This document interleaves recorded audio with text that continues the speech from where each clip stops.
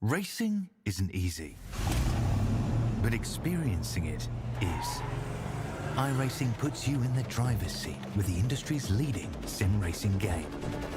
Drive on laser scan replicas of the greatest racing circuits from around the world.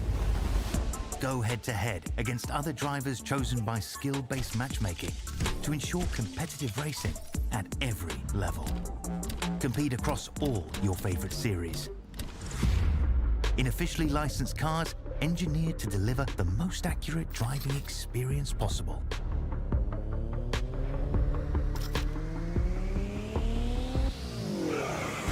Join a race or host your own with players from across the globe. Race against the computer or in a league with friends. Feel the thrill behind the wheel. Visit iRacing.com.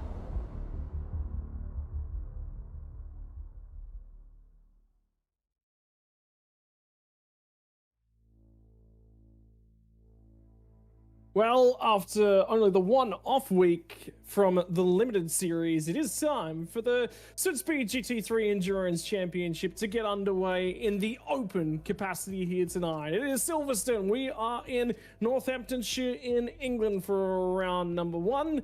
And I tell you what, this is going to be a challenge, particularly if those heavens open. But for more on that, live to David Haynes with the weather. David, I'm kidding, of course. You might be in Northamptonshire, but I'm in Buckinghamshire, like half the track is, because the dividing line between the two counties is down the middle of the racetrack. I think the new pits and the old pits are in different counties. So I hope you're enjoying Nottinghamshire, but I'm loving Buckinghamshire, where the weather is pretty nice. 0% chance of rain all throughout. It's 21 degrees and sunny, which makes it the nicest day of the year in the UK. Yeah, I was going to say, that's a little bit too nice and too fancy for England. What is this? The nicer parts of England? It doesn't get summertime weather. Or apparently, it does. Last week, we ended up with a safety car at an inopportune time, bunched the field back up together, and made for an exciting run to the flag. What does tonight have in store, though, for the drivers that are going to be challenging Silverstone here tonight? Qualifying's underway. We are the bulk of the way through that one, and we'll have results for you here in just a few moments. But to the track map, Dave, you can talk us a little bit more through that county boundary. I'm literally just looking at a different map for where it runs, but people from the UK will tell you, oh, it's so far away from London. And I'll tell you, like, QR's further away from Brisbane and this is from London, but whatever. The dividing line between Northamptonshire and Buckinghamshire actually runs sort of between the Loop and Maggots Beckett's there. So if you draw a line between turn 5 and turn 12, that's approximately where the northern half is in West Northamptonshire, and the Grand Prix pits are in Buckinghamshire. It's a really high average speed circuit. 4 long straights, the Pit Straight, Wellington Straight, the Old Pit Straight, and the Hangar Straight, connected by quite a lot of high speed corners and changes of direction. The only really slow parts of the track is breaking into 3 and 4 Village in the Loop, and also breaking into turn 16 at the end. Other than that, so much time spent in 4th gear, 5th gear, 6th gear, wide open throttle and leaning on the tyres. Yeah, and it's going to be a long, challenging lap whereby you do lean on those tyres for excessive periods of time as well. What's that going to look like in terms of the tyre where only the drivers will be able to tell us? One of the big things that we're starting to see is the pop-up of the Mustang in terms of its dominance at the moment. It seems to be towards the top end of the pecking order, as does the McLaren. But in terms of the calendar for 2025 season number 2 for the Open calendar, again, proudly brought to you by SUDSPEED for the back half of this season. Silverstone here tonight on the 31st of August. Only 2 weeks away, we get to the next round. It's going to be from Shell V-Power Motorsport Park at the Bend. Watkins Glen International will be over a month after that round, and have a look at how packed together the back end of the championship is. Road Atlanta from the 16th of November, 2 weeks later, Twingring Motegi, and then only 1 week after that will be the Fuji Speedway to round out the calendar. But that is just the problem that we've got here when we're trying to pack the entire second half of the season effectively into, well, today's the last day of winter, tomorrow begins spring, and effectively, what, three and a half months we're trying to pack the 6 rounds to finish off the championship into? Yeah, something like that to get us to December 7th. So for tonight, I believe we'll just be a few moments away from having the conclusion here of the qualifying results coming our way as well.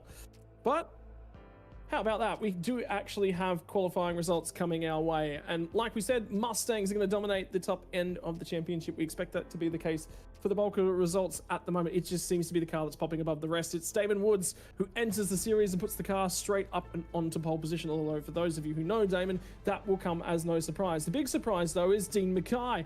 2/1000ths of a second away from nabbing a pole position. He will be over the moon with that one. That is a supreme result for him. Zach Rattray White will be sitting back there in third with a little bit of a shock, knowing that he could have been a touch closer to his teammate. Richard Mitchum will line up alongside of him in all Mustangs on the front two rows.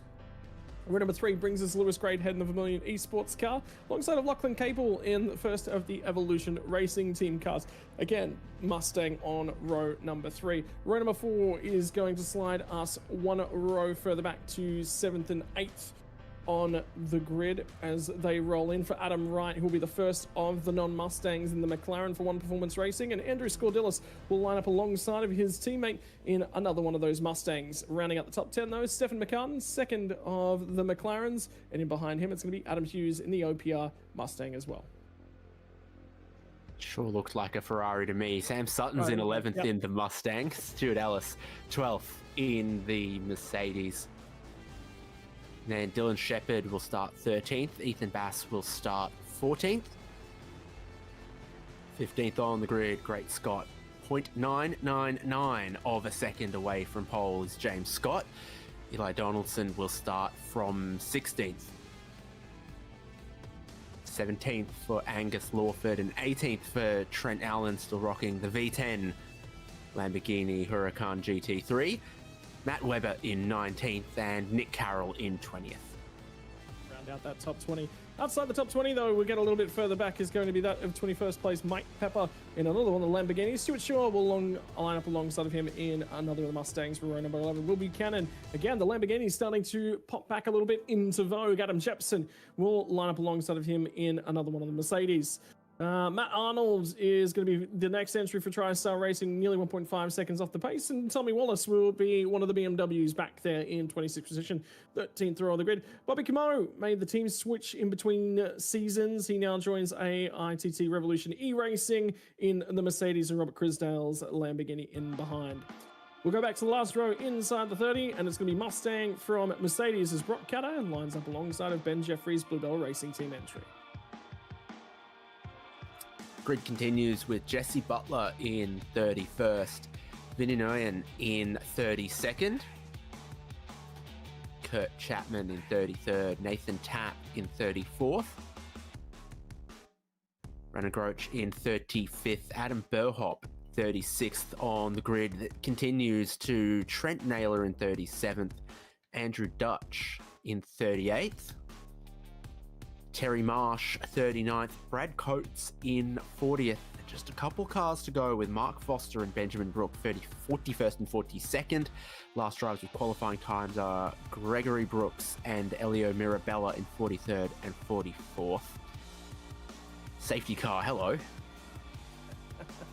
Alongside of series admin and the Premier Endurance League race team Leaf McClimate to bring us to the rear end of the field. Oh, there's a few drivers in behind that didn't set times. Again, Ricky Provenzali. So two admins will line up 46th and 47th.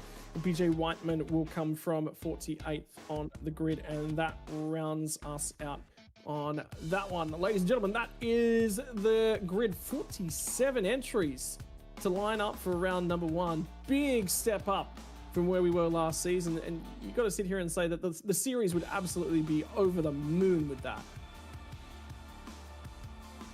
You certainly hope so. So they're all going to line up on the grid, and it's going to be a big, big grid for this truncated formation lap from the Hangar Straight through Stowe, through Club, Vale, and then we'll get going. And the tyres will still be very cold for everyone when we get going through the fast turns 1 and 2 for the first time. Yeah. Short formation lap. Very, very critical to get underway here.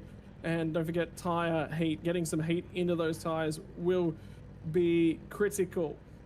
Ladies and gentlemen, hello and welcome.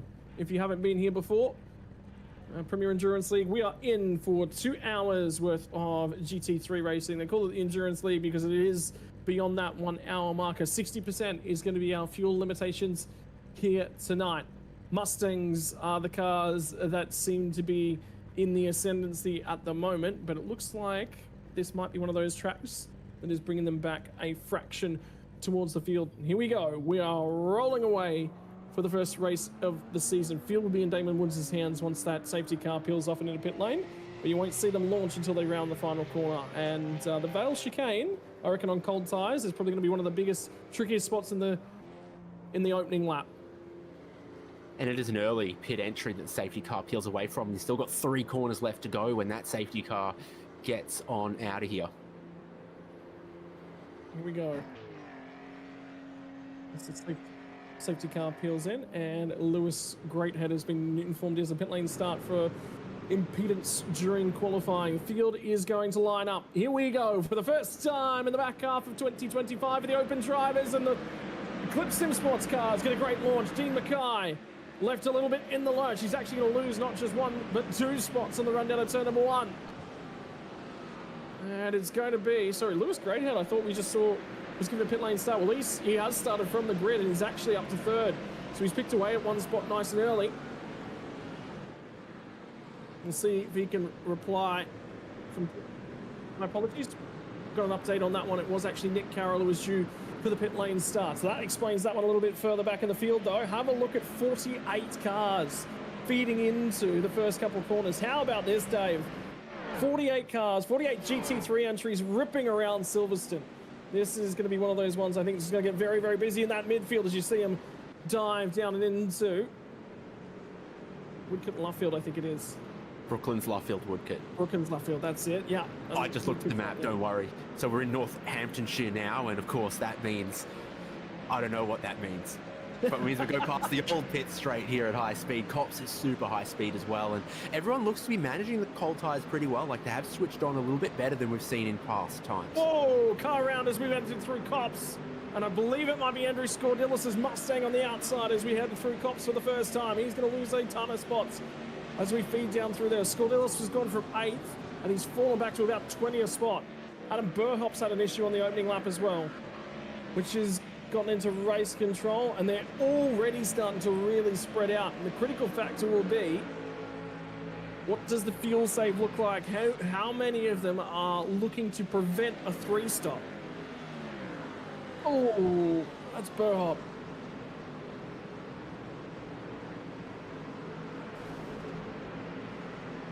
A lot of smoke comes out, and that's not a good sign for the engine, no. Yeah. But Burhop will have to keep an eye on how it's continued on for him.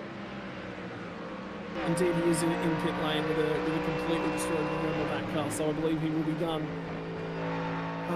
for a fair while. He'll be relying on some luck to get himself back in this one. Lewis Greathead, like we said, started out on 5th. He's up 2 spots at the moment.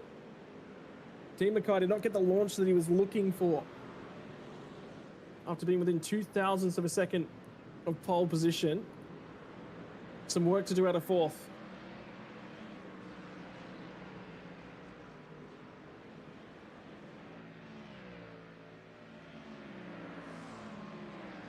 So good break away from your top 2, but ferocious pack racing the rest of the way through. We said it's a very high average speed circuit here, 4 long straights. The slipstream really does work to keep cars together here at Silverstone commonly. Yeah, Sam Sutton, by the way, is going to be holding off James Scott. An update on that incident between 322 and 43 under review. 25 seconds post-race penalty has been handed to Tommy Wallace as a result of that contact that we saw on the way to Cops on lap number 1. This is the 151, and it's the Ferrari that you quite rightly spotted, and I missed, expecting to see McLaren's up towards the pointy end of things. So Stefan McCartan's stepped outside necessarily the strongest of the cars at this point in time.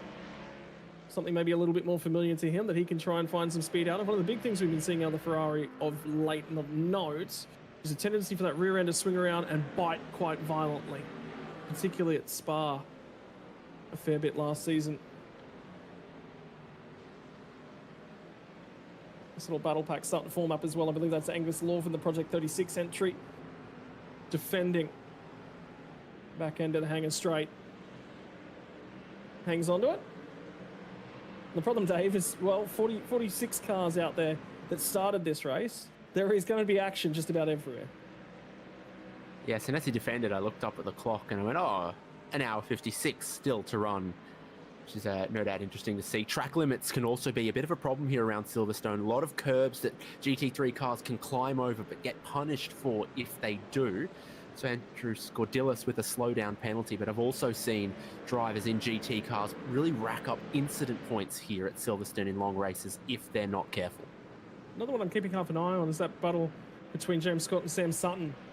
And James Scott is just about planted inside of the rear bumper of the Sutton Orbit Drop Bear Mustang. Scott is going to show the nose to the inside when they get down here to Luffield.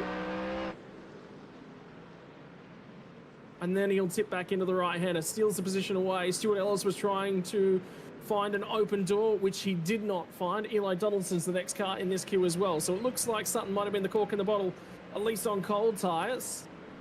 And now James Scott's managed to find that pace. So he's got to the head of the queue. And we'll wait to see if he can do anything with it.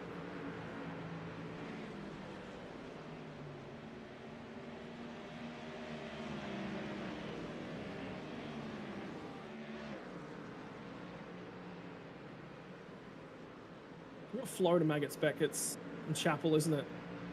You enter too hot into the first one, you just offline, you just lose all stability going through the middle of the corner. You really got to slow the car up to get it into that next apex. Nellis in that Mercedes is interesting to look at in the middle of this pack. Straight line speed seems to just not have 1 kilometer an hour or so that some of these Mustangs have got. Where else can it look a little bit strong? Is it doing the traction okay? Back at Andrew Scordilis and Cops on lap 1, all on his own, cold tyres, but managed to arrest the slide nicely. That's how he found himself sliding backwards. They were cold at the start of the corner. Not anymore. He's actually caught back up to that battle pack we were looking at with Sutton and Scott going head to head, the front end of it.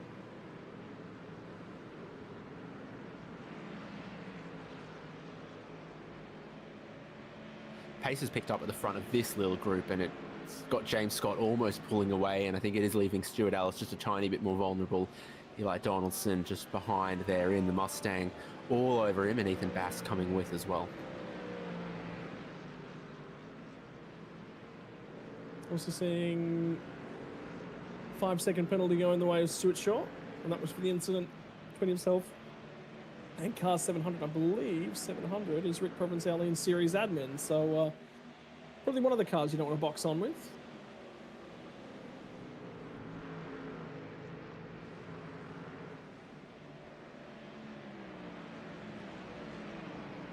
This is the moment on lap 1. Oh. Tut tut, Ricky.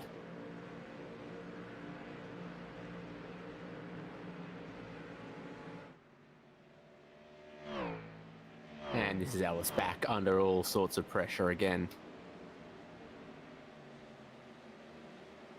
Stoke Corner's a weird one because it is slightly off camber, so sometimes you see people manage to really keep momentum around the outside, and Ellis is trying to come back somewhat at this, but again, he's sort of positioned a little bit wrong for it. I ever tell you that the engine note of the Mustang to me sounds forced and too aggressive, and it actually makes me feel uncomfortable. Oh, you mean like my neighbor with the Lancer ES? Yeah, the Mustang just sounds like it's trying too hard. If that's, I don't know how better to describe it. My neighbor's car sounds like they had it parked on the street during the cyclone and it rusted underneath.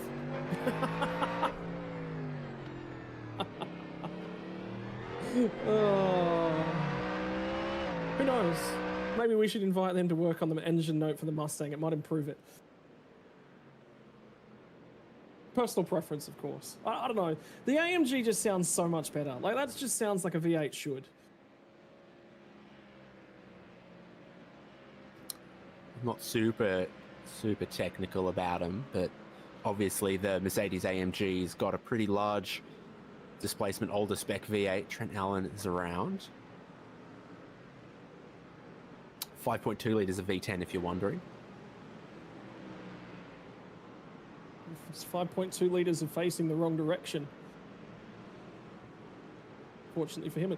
Unfortunately, this has been a habit of the Lamborghini to just want to trip over itself. If you're fractionally too deep into a corner, the rear end just does not like staying underneath you.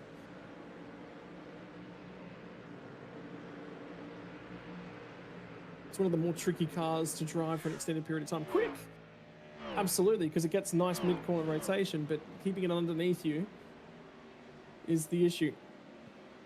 Stuart Ellis is continuing to come under a little pressure. So, whilst the qualifying time for him was good, Ethan Bass is now going to pick him off. And he's down 3 spots since qualifying, which would be 4, but he's up 1 because of Andrew Scordilis' incident.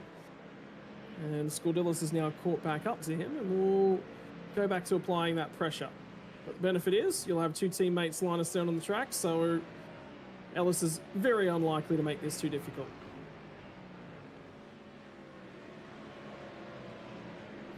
So big picture, we're still unsure with the 60% fuel tank restriction if this is going to look like a 2 or a 3 stop race. It's all depends on a number of things. So the track temperature, how close the packs stay, how much slipstreaming there is. When they make their first pit stop, if they take new tires, how tough is it to get them going? Do you save fuel for 2 or 3 laps because you can't push full completely on new tires, etc.? How many laps do we end up with in 2 hours? All of that makes it a little bit of a question mark. So we're still looking forward to the first pit stop. And does it happen 35 minutes into this race, or does it happen 40 minutes into this race? And then that tells us a lot about what we're looking at post that. You've got Damon Woods leading the race, no slipstream. Zach Rattray White in second, no slipstream. Lewis Greathead in third, no slipstream. But then a whole heap of drivers in these packs through to, 20th place and deeper, who might be just trying to manage fuel and tires a little bit. Maybe not there, though.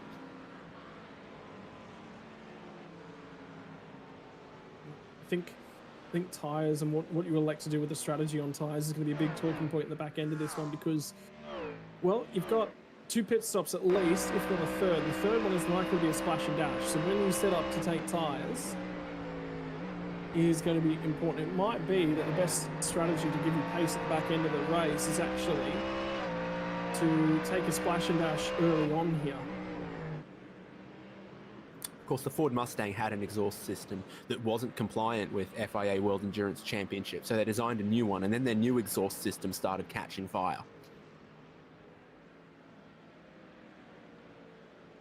The real question is... But Scott Rankin doesn't like how it sounds. Yes, I don't like how it sounds. I'm not a fan.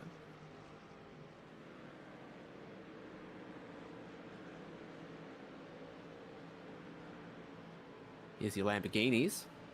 Mike Pepper, Will Buchanan.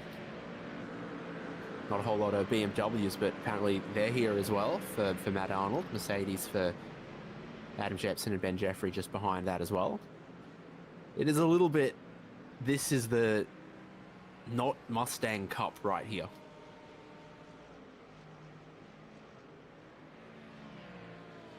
Yeah, it's sort of just pick your poison, isn't it? Because if you don't take it on, well, then you're not going to... You're going to have to try and struggle uphill a little bit. But if you do take on the Mustang... Buchanan's got the fastest PB lap here, but again, we've seen that it is perhaps a little trickier to drive and a little less rear stable, but it's an open setup, so who knows across different Lamborghinis who's running sort of what rear wing angle, what ride height, what other settings.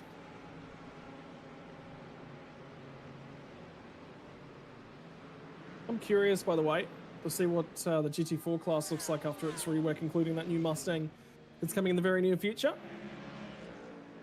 But more importantly, by not racing in this first part of the season, anyone who elects to come in from then on might get the opportunity to drive the new Aston Martin. And I am a big fan of the Aston Martin.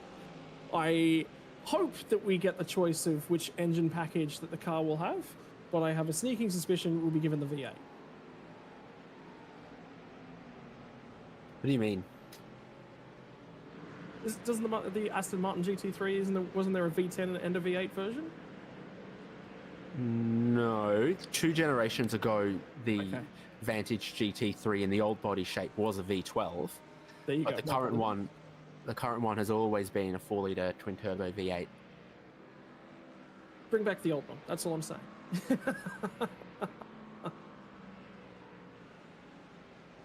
Who doesn't love a V12, to be fair? Okay, Seb Vettel.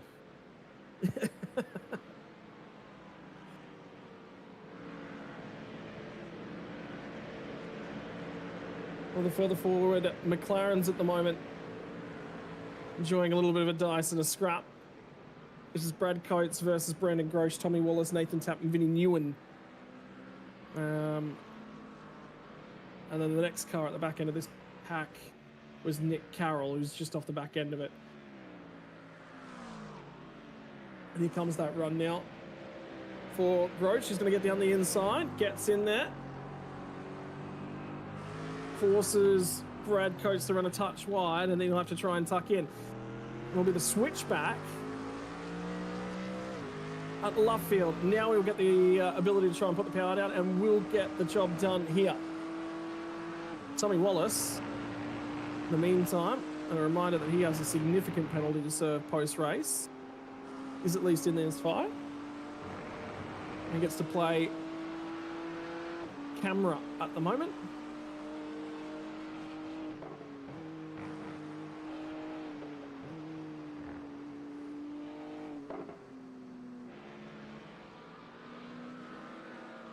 Looking for the exit out the right-hander there. Oh no. It's another one of the Lamborghinis that's come unstuck, this time for Greg Brooks. As race leader Damon Woods goes ahead and sets a new fastest lap of the race. Well, that actually just might be too much curb. It's tough to blame the Lamborghini inherently for that. I have a sneaky suspicion as well that pace of the race is way too high to prevent the third stop. I'm fairly certain we're locked into a 3-stop race at this point in time. Nick Carroll, though, in the meantime, is doing all he can to apply pressure to the wall of Vinnie Nguyen. I believe Nick Carroll actually might have started from... No, Nick Carroll was the pit lane start, my apologies.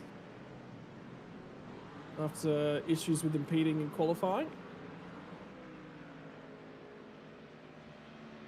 So we saw Groach make that move, but then he picked up a slowdown, so he's now dropped back behind Brad Coates once again.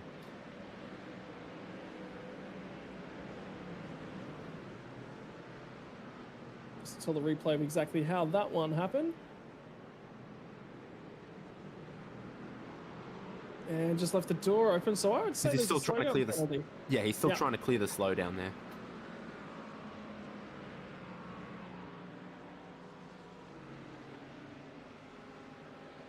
A bit of blocking going on in the background. Vinnie Nguyen covers off Nick Carroll on the run down towards Cops, and that would have taken some bravery to try and dive up the inside. We saw how that ended between Lewis Hamilton and Max Verstappen years ago. 2021, gee, that's a while back now. Now it's going to come down to who can get the better exit. Nathan Tapp just ahead of them did not get a great exit. So now Nguyen's going to be crawling all over the back of him. Carroll is getting there. Here comes Nguyen. He's going to try and slide down the inside of the entry to Stowe. Here comes the reply as well, as they're all trying to have a go at each other at this point in time. Coates holds off Groach.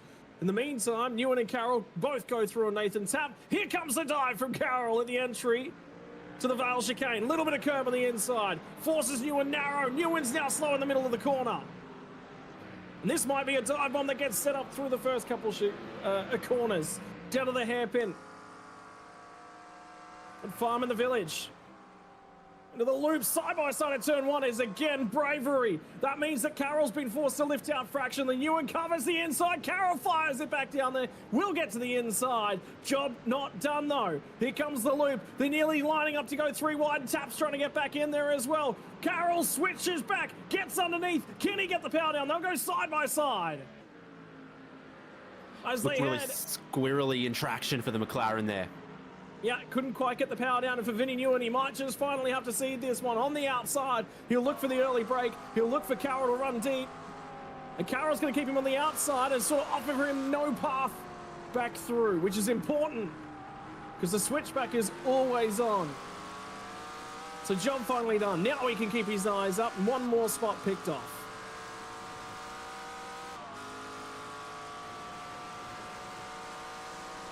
We have it 20 minutes done, so potentially halfway through this first run. Big movers in sort of the top 20.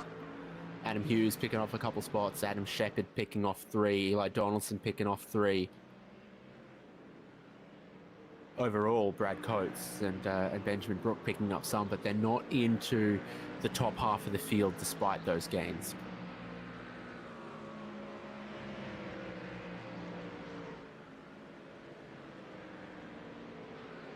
Yep. Now we'll have to watch and wait.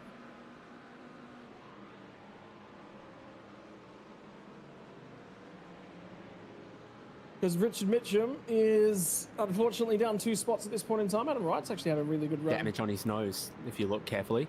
Yeah. Curious how he's picked that one up.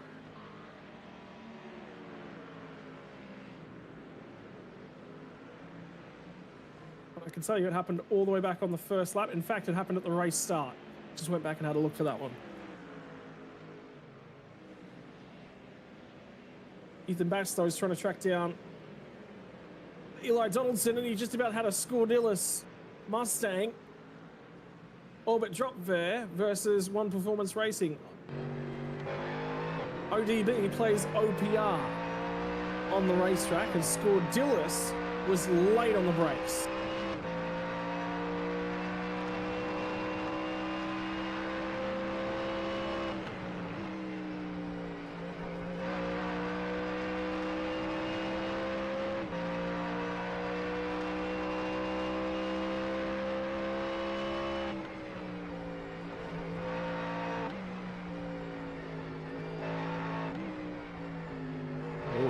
Big difference of speed through the middle of the corner there. Boy! How did he keep that one underneath him? Scordillis all out of shape at the exit of Beckett's.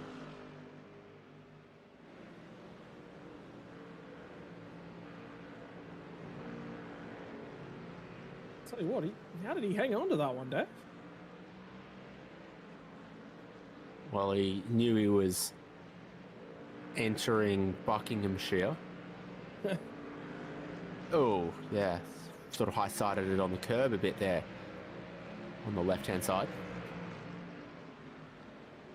Cost him a little bit of momentum. Now he's going to try and show the nose to Ethan Bass and distract him fractionally on the run of turn 1. Stuart Ellis starts to range up on the pair of them. Point in time, Bass carried good momentum through turn 1, turn 2. Made him not be vulnerable down here when they got to the slower corners, and that's sort of what's just propping him up fractionally and much, much better traction with the Wellington straight as well. So as a result, great drive. That's really what he was looking for.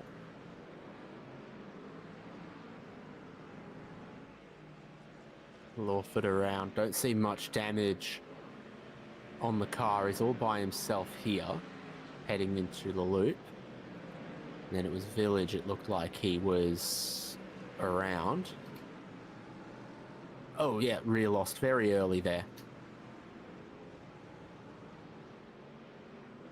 The Pirelli's letting go. Yeah.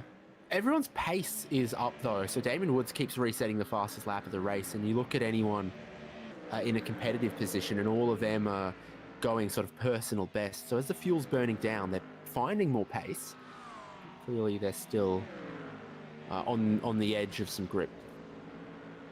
I think the big thing for those guys up front is that notes car balance. It's not like front left tires just going away massively.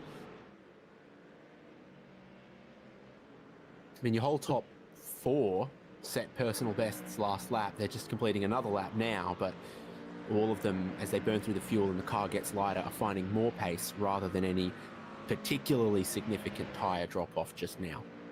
I think the big thing that's probably helping them at this point in time too, Dave, track temps come down a little bit. We did actually see some excessive cloud cover, and Scott Ellis has just had another huge moment right in front of his teammate Stuart Ellis.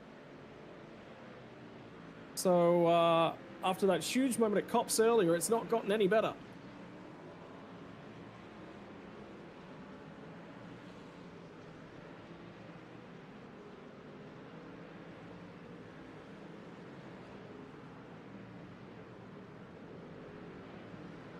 Richard Mitchum, I think, just recently.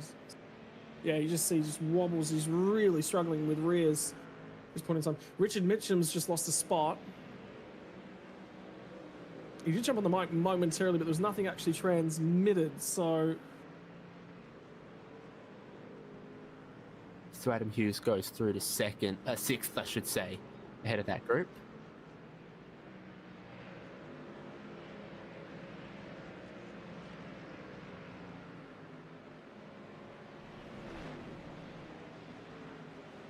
Huh. I wonder whether or not he was trying to swerve to avoid a wild cat that jumped across his windscreen. Oh, it might have been a fox. Indeed it might. Or a stoat or a badger.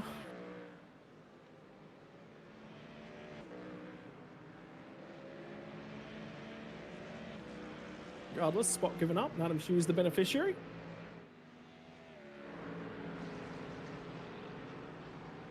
Guarantee you one thing though, Scordilis is very keen to get rid of those rear tyres at the earliest available opportunity.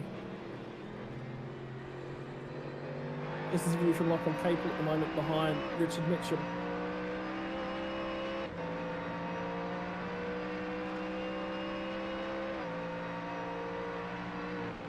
And that's gravel halfway down the main straightaway. So very curious where that might have come from. Of recent note, Rick Provenzali's into the pit lane and an extended stay there for him.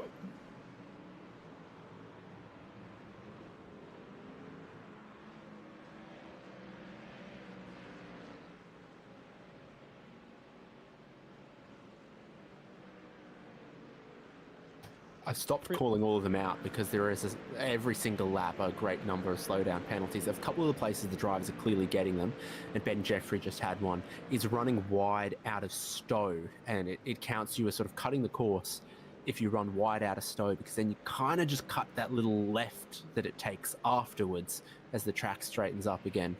So you've got to stay within track limits there or it's a slowdown, and there's couple of other places as well where that happens. Notably, one of the places that doesn't happen is Woodcote. It's a free-for-all at Woodcote. I was just actually keeping an eye on another one of the drivers serving another slowdown penalty, is Andrew Scordilis, and that I think he's third, in the last 3 laps.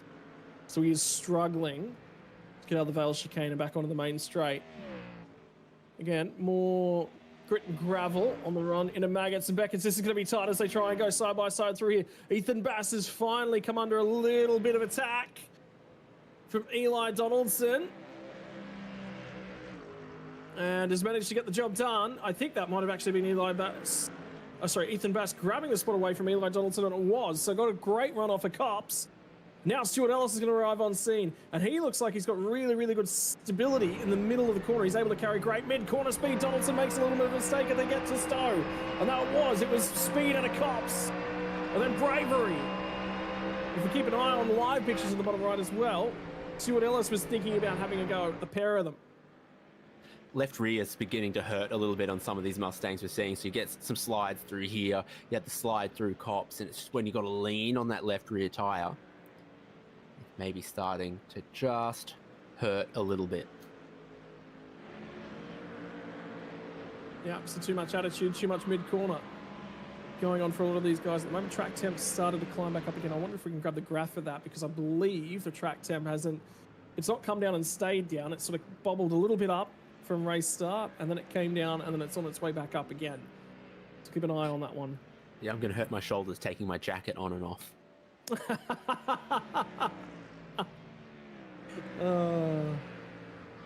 It is England. I'd be looking down, up, not down, to be fair. Eli Donaldson's still struggling with the rear. That is going to be a long, long work to keep that thing underneath him. Every single time he goes to put the throttle down, the car just wants to get away from him, middle and exit. So he's got to be a little bit more circumspect, and you might see him again have a look at the tip into cops. But the problem for Stuart Ellis is that he sees and reacts to the moment ahead and has one of his own.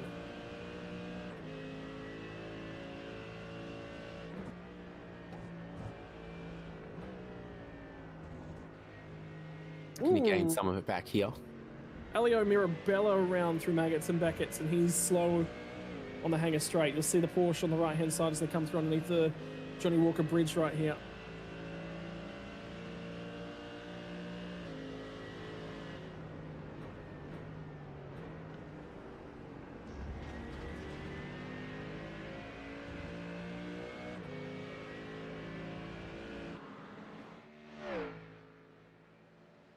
This is the battle pack we were looking at earlier too. It's Nick Carroll's now arranged up after the pit lane start onto the back of these guys yet again. Looks to just apply some pressure to the inside of Groach on the run to Stowe.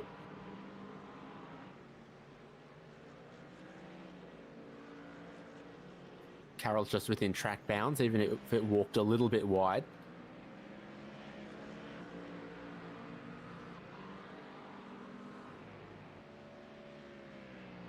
If you're wondering why they're extending the track boundaries a little bit or using them liberally, it's because 40 incident points here tonight before a drive-through penalty across the 2 hours. There is, in 60 laps, you've effectively got 2/3 of them that you can take an off-track on.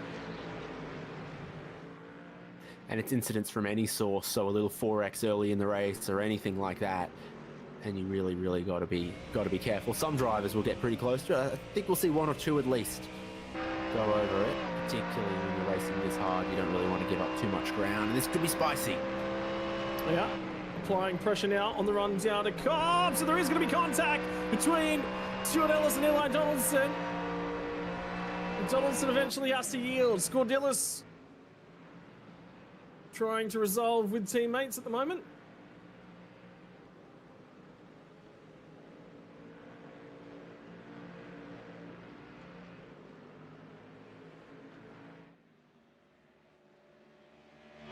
And Eli Donaldson's still at a slowdown penalty that he's serving as a result of all of that as they run down the hanger straight. Now he's had to back massively out of it. And you can see that Scordilis is definitely pacier than Stuart Ellis, but he doesn't have the rear tyre to work with. This is the replay as they run down the cops here, Dave. Yeah, I thought he was half of the way there for quite a while. It's the sort of thing you need the chopper for. Donaldson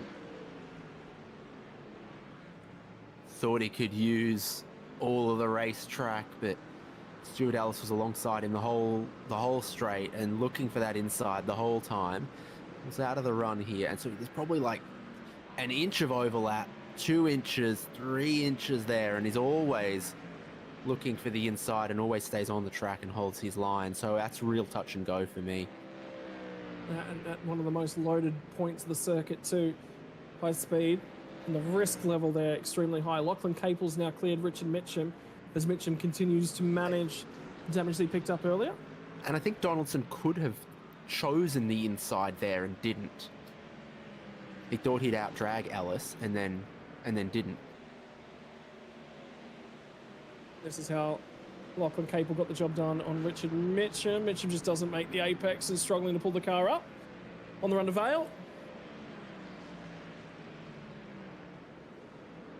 And around the outside of Vale. Capel sat in this group for quite a long time, might have been saving a little bit of fuel at that point, and then tyres are starting to go off for some as well. So I think Capel's taken it his opportunity to push on a little bit, approaching the first pit stop window. Yeah.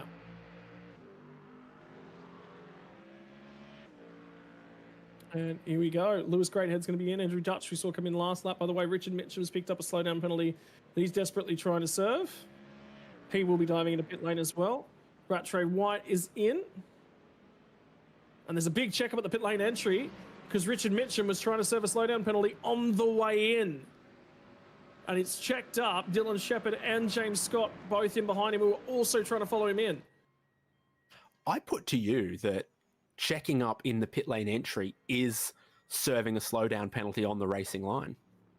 If there's only one lane in there. Yep. Shepherd's lost his front bumper and he's queuing up race control.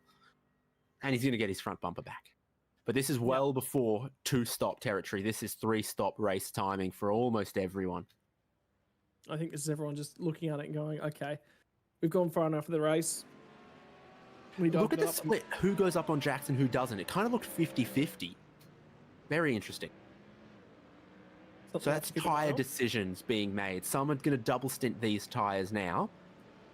And some are going to keep their warm tyres on. They might get a bit of a, an undercut around this next 2 or 3 laps, but then it'll begin to fade towards the tail end of this stint. So I don't have reliable data on who took tyres and who didn't. So we've got to just sort of take notes and see who begins to fade in the next 5 to 10 laps. Zach Rattray White's going to lead the drivers out who have made their first stop.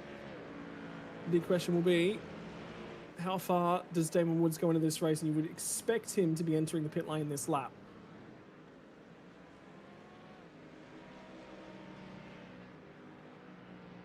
And indeed he does. So we will see a stop for our race leader. Greg Brooks, in the meantime, keeping an eye half on him after that spin earlier on.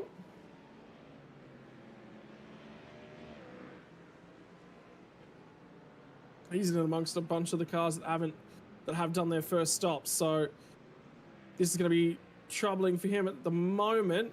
That is Stuart Ellis ahead of him and Andrew Scordilis behind.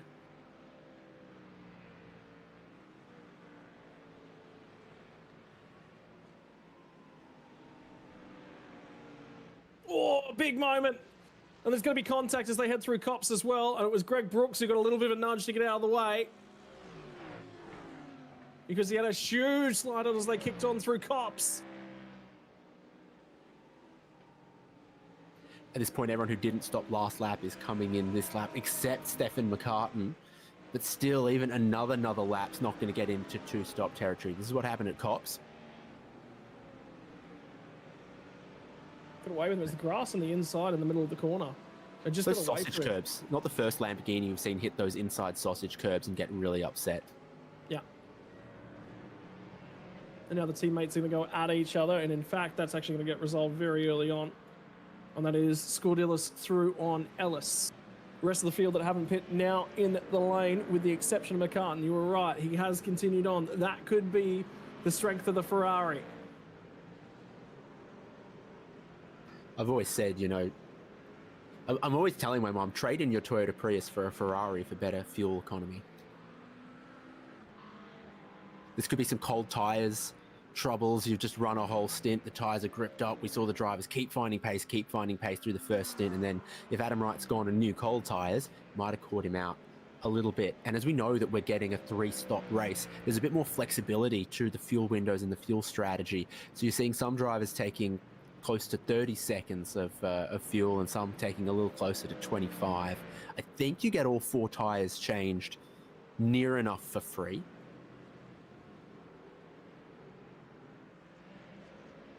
One of the big things is people will be willing to do whatever they can to avoid cold tyre laps. So this will be the teammates letting each other go, and this, I believe, will be cold versus hot tyres between these two.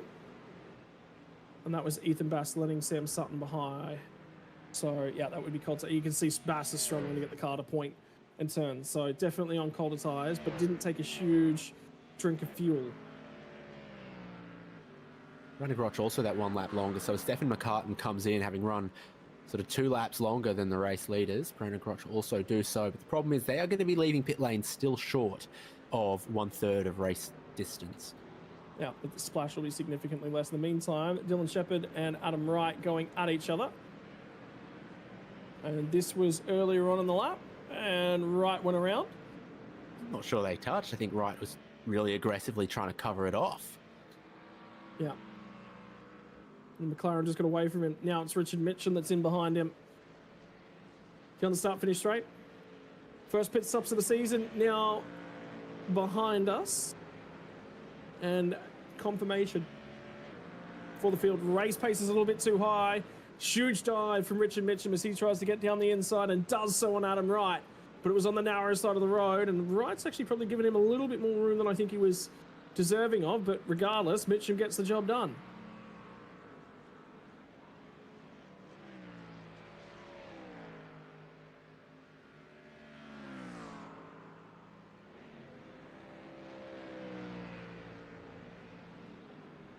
Trying to get an idea on what McCartan's done for his stop. If he's gone that long and then taken tyres, or if he's taken plenty of fuel. He's got Capel, who'll have a bit more tyre temperature behind him if that's what's happening. Yet there they are side by side up the road and into Copse, and I think McCartan just drops in behind. So McCartan's just trying to run long on the tyres, and then at the very last stop will be no tyres, you've got to assume, and that's the strategy here, to avoid... to maximise the life of the tyres while minimising how often you're on cold tyres. I don't get the feeling that third stop... I reckon the third stop for everyone's going to be no tyres. Well, some obviously went no tyres at the first stop here. There were definitely quite a few that did that.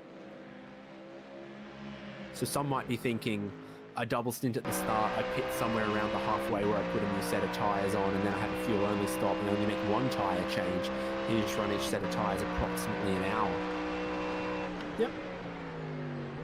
I mean, Likelihood of a safety car compressing the field means I don't see anyone who's taken just 15 seconds of fuel and tried to bring a short splash early, because if you did that and then a safety car comes out, puts you on the back foot with needing a lot more pit stop time in the back half of the race, and you lose your time advantage even if you keep a bit of track position.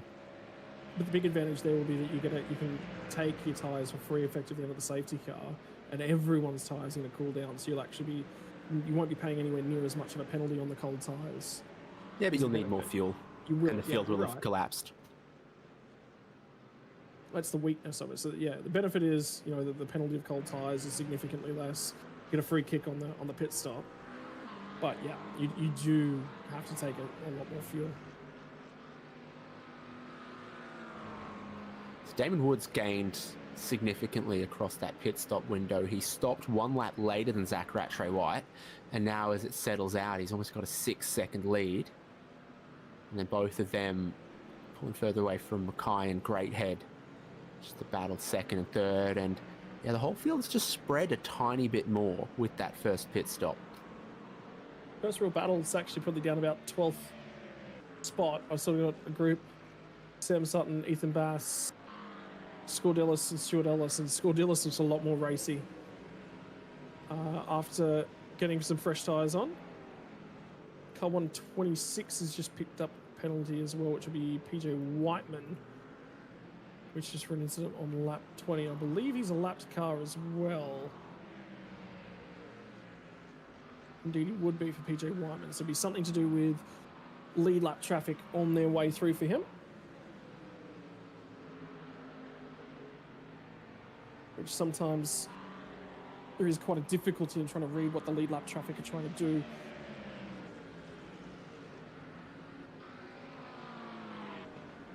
As they try and get through. And just reading that generic speed is very difficult.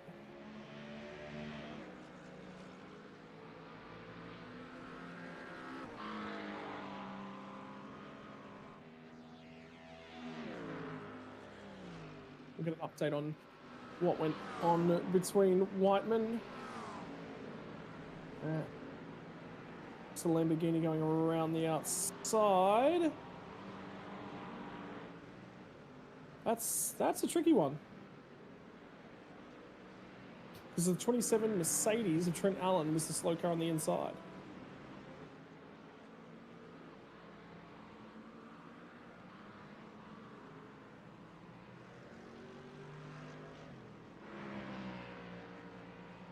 Kurt Chapman's second stop here. Is he just going critical lap number count back from here type stuff, or did he have a bit more damage? I'd say that would be, yeah, exactly how he's looking to play this one out. And update is that there actually has been some sort of drama for Kurt Chapman as the 18 of Eli Donaldson rejoined. Sorry, that was live pictures. My apologies. So this is, so we're gonna update on what happened to Eli Donaldson, but before we get there, this is what happened to Chapman.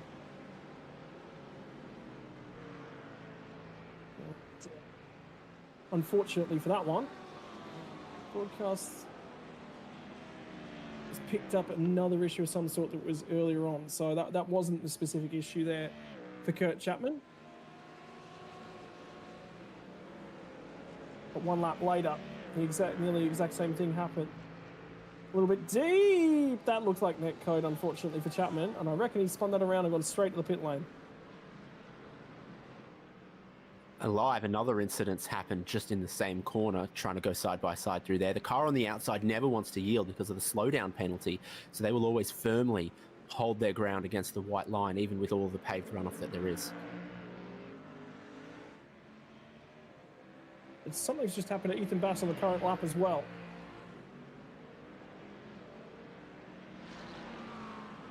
Is this what happened to Eli Donaldson? Is it going to be the rear getting away from him? Indeed it is.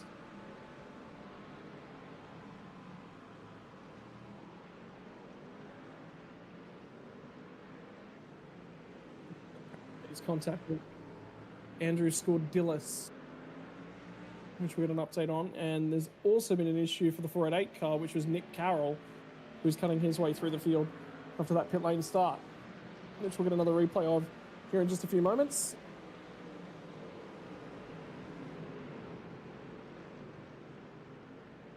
Nick Carroll was the contact with Kurt Chapman, and that was just a trip over on the exit for Ethan.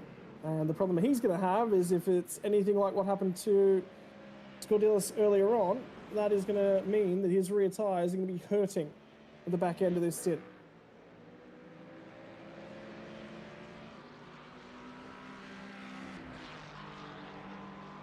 10-second time penalty to come the way of Andrew Scordillis for the contact with Ethan Bass. So this is interesting, the Ferrari versus the McLaren, Stefan McCartan versus Adam Wright. McCartan obviously went long. I think he dropped a bit of time initially. He was definitely on cold tyres around cars that either hadn't taken them or had successfully warmed them up, but now finding his feet underneath him a little bit more. Goes from a 59.6 to a 59.3.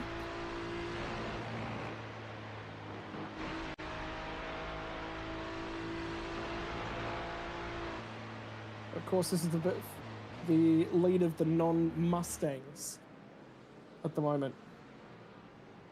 In fact, the little battle you can just see ahead of them is Lachlan Capel and Richard Mitchum going to be continuing to go at each other, although Mitchum just can't get within attacking distance at the moment. This is the run through turn number 1, 281 machine is trying to go side by side. This is Will Buchanan and Mike Pepper on the run through 1, 2, and 3. Crossover, and he'll look to try and get the drive out the other side. Village can't quite get there on the power. And that is going to present an opportunity for the BMW. Has to have a fractional lift speed, trying to be carried there through the middle of the corner now for Will Buchanan. And took to the extremities of the track as well to try and carry the speed because he was a little bit under the pump from Matt Arnold.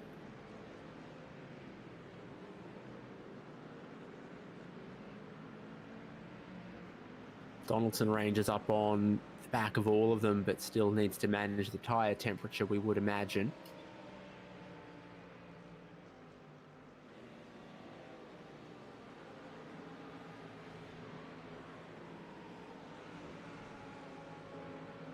Where on earth has Adam Wright gone?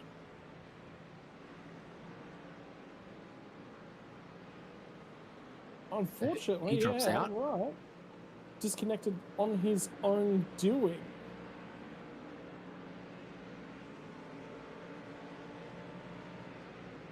So we have not got him any further on tracking whatsoever.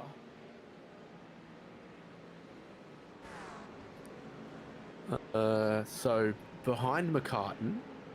Nope.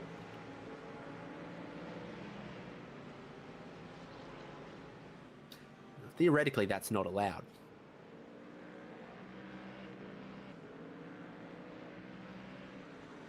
Started with a sim-related issue of some description and translated into, unfortunately, a retirement.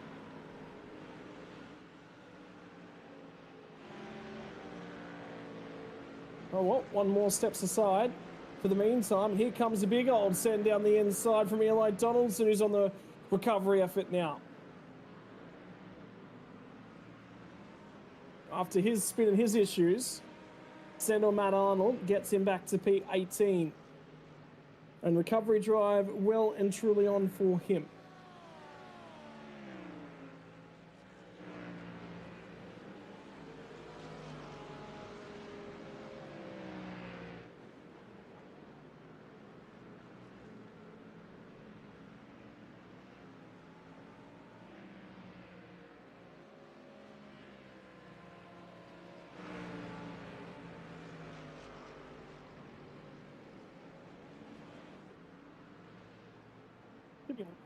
On the field at the moment as well. Brad Coates and Tommy Wallace continuing to go at it. Coates started 40th. Tommy Wallace started 26th.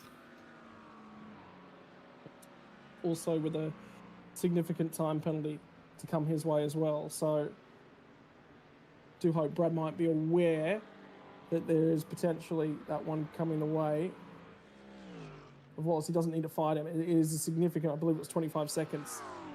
Will be added to the post-race time of Wallace.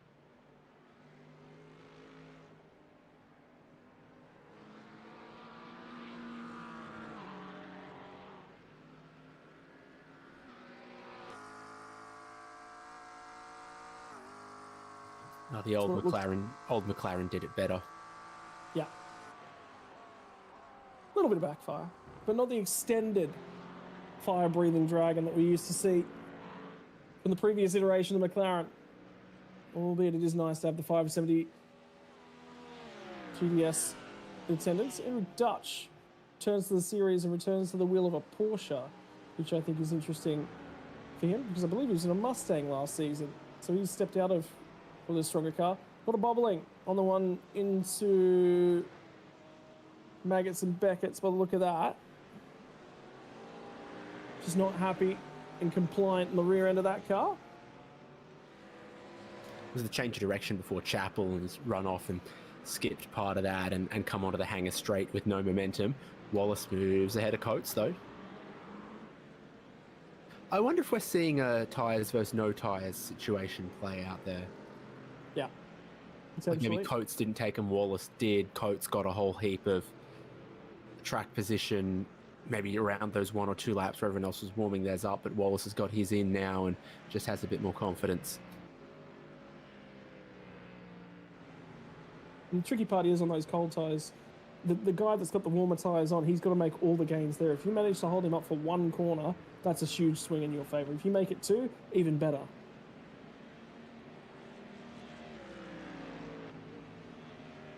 If you can get into the centre of the lap and the tyre's got some warmth to it, the speed differential becomes quite massive. And just keeping an eye on it as well, Eli Donaldson's about to have a go. And Will Buchanan on the entry to Stowe. And there's the nose shown. 2 Lamborghinis just ahead of him. And Buchanan backs out, although that's late on the brakes. And Buchanan gets into the back of him in the opposite direction. So it's deep from Eli Donaldson. And unfortunately, the price paid of the AITT Revolution E-Racing Lamborghini.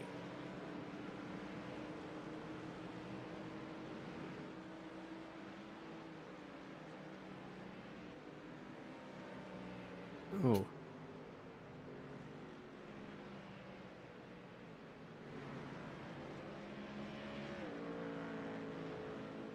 Tricky on that one. That looked like contact to me, Dave, but it was the car that made the contact that didn't walk away from the scene of the crime.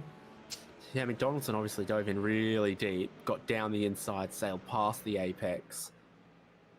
Buchanan's like, okay, I'll try to swap back underneath, and then Donaldson had to slow up quite a bit in the middle of the corner because he was running offline, he was running out towards the marbles, and the Lamborghini just doesn't seem to have the stability to be able to change your line mid-corner, change your mind, and, you know, do something different.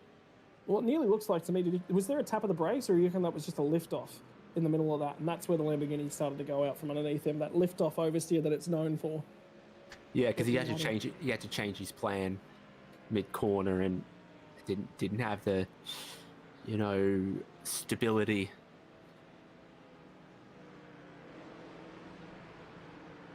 Watch for the brake lights. Yeah, there was another stab of the brakes, and that's where it went around. Ooh, Scordelis has had a huge moment currently.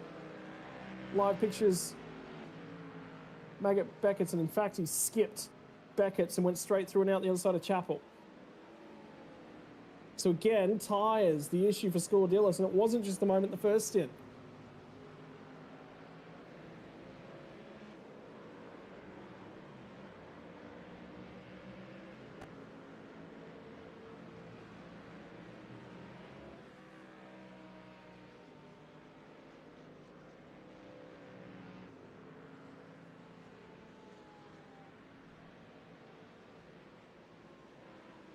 James Scott's making his second stop here. That's up on jacks, that's tyres. So did he maybe not take him the first time around? He's reaching close to the halfway point of the race. He's like, let's go put on a set of tyres. It'll either take us to the end, or we'll get a new one next set around. He's had enough. James Scott stepped aside for the rest of the race. He's retired from the race, which is why we lost pictures from the pit lane halfway through that one. Just prior to the halfway mark on this one. And for those of you who was hanging out just prior and enjoying this one, don't forget, in 2 hours' time, Formula One returns from Zandvoort and the Dutch Grand Prix after the summer break. Oscar Piastri on pole and hoping to extend that points lead. I think we'll bang that drum for a very, very long time if he gets it done this year.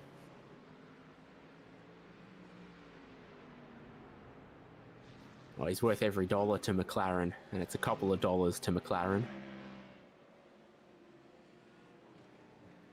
Got to, you know, commend them, because I think McLaren have probably spent hundreds of millions of dollars on Australians in the last 3 or 4 years.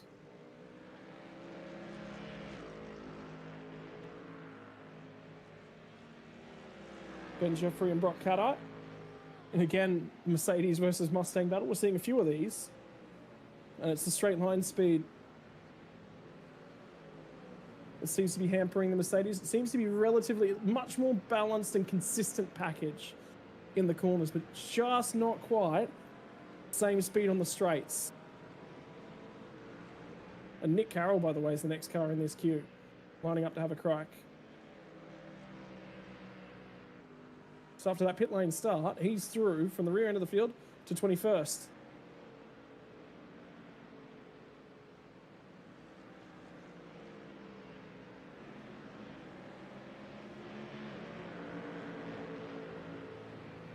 Great speed advantage last lap, basically a second a lap that Nick Carroll's got over Jeffrey and Caddo. And that's enough to affect a pass around here for sure.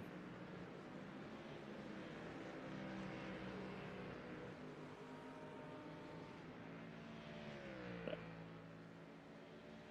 going to be the big... I mean, the difficulty in Silverstone is actually completing that pass. The amount of time it takes to set it up is exceptional. Get a look at the rear stability here for 124 Brock Caddo. A couple of corners, it's just walking around a little bit on him. He's 0.8 of a second away from his best. Well, your race leader's 0.4 of a second away from his best. So the tyres, I think, not amazing in places for Caddo. Let's get past Jeffrey before Carroll gets both of them, perhaps.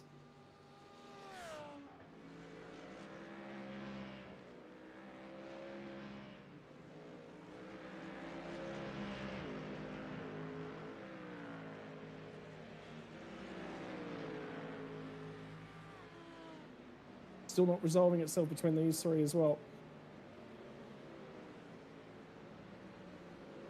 Issue now for Angus Lawford. On the current lap, we are a minute away from hitting the halfway marker in race number 1 of season 2 for 2025. And the SUDSPEED GT3 Open Series continues. Tell you what, might walk away for just a few minutes, refresh ourselves, come back with energy to plow on with the second half of tonight's race. More action continues on the other side of this.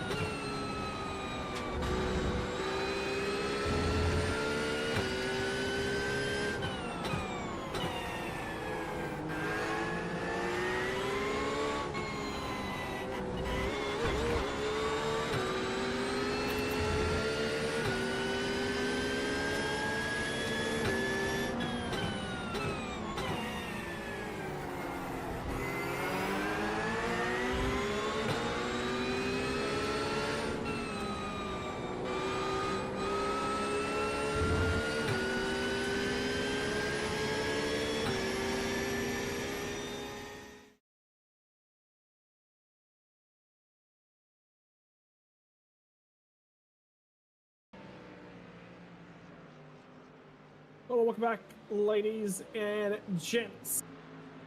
So, back after the halfway mark, and we're only a couple laps away from the next round of pit stops, which was important to squeak our pit stop in. Angus Lawford's just going around the Project 36 Mustang. Towards the end of the Wellington Straight. And there is Greg Brooks at the moment. And waiting. He's actually just called for a tow, so holding up position at the moment, and that is down at turn 7.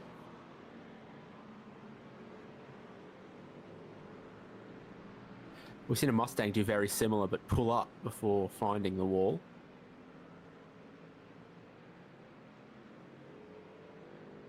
And that should sneak through in the background of that shot, and there it is. You just saw it barely in the top right-hand corner. So, might see a few cars diving into pit lane as a result of that one.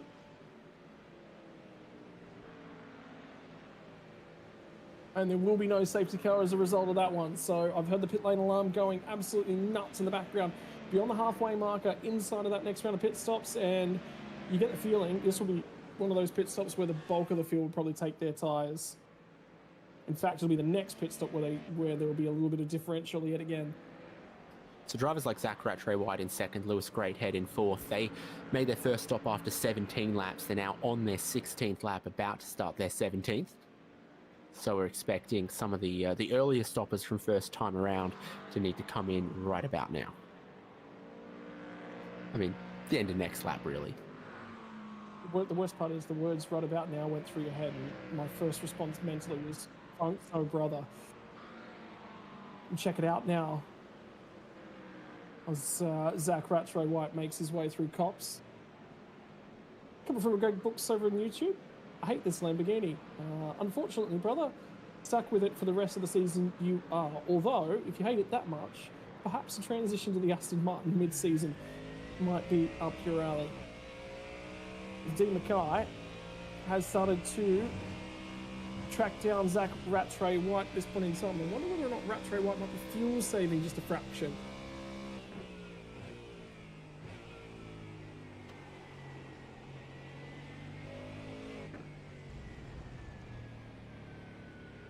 Look at line differential. I think it could be about tyres, because at this track temperature, at this point in the fuel run last stint, Damon Woods was doing sort of mid 158s. He's doing 159.1, 159.2. So Zach Rattray-White. Yeah, Mackay might have taken those tyres, and that just might be why he's starting to come back to them, in which case you'll see the strategy change for both of those two cars ahead of him, in which case you might actually see 2 medium stint lengths to home, just with the issue of those the worn tyres at the back end of this one. In the meantime, Lamborghinis that are on the move is number 100 machine of Mike Pepper. But that is Eli Donaldson, who was just recently in behind him. So Donaldson's made a couple of overtakes in the middle of this one. Pepper's got the endurance lights fitted to his Lamborghini, something that Buchanan and Brooks didn't have. I also noticed some of the Mercedes had different lights fitted. Look at the front end of the Mercedes then for that, if they've got the endurance package.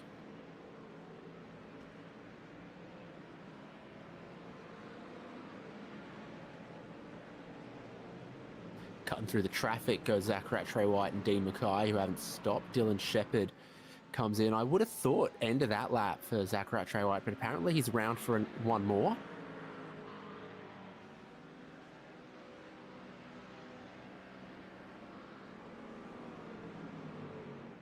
Yeah, so at least he's pressed on in terms of that fuel number on this stint. That might be a combination between the tyres and the fuel that he's trying to run down.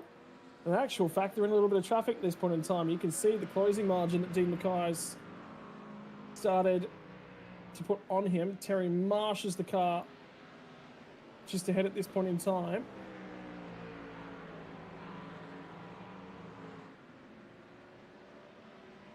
And Marsh is going to sidestep both of these guys and not get in their way. It's a great job by him to recognise when there was an opportunity between Koch and Maggots, Beckett's and Chappell. Jump out of the way, has done so. Back out of this straight, you've got a really good opportunity to have a look at what the pace differential's like between Dean Mackay and Zach Rattray-White, and if there is indeed some fuel saving that's going on. Yeah, I reckon it's fractional from Rattray-White, but we're expecting both of these cars to be into the pit lane. Only one of them, and it is Rattray-White who dives to the lane. Damon Woods stays out, as does Dean Mackay.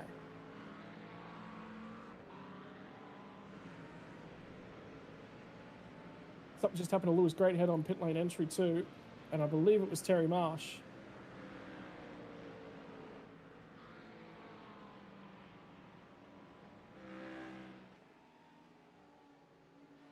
Sneaky suspicion is going to be another slowdown penalty attempting to be served on the pit lane entry.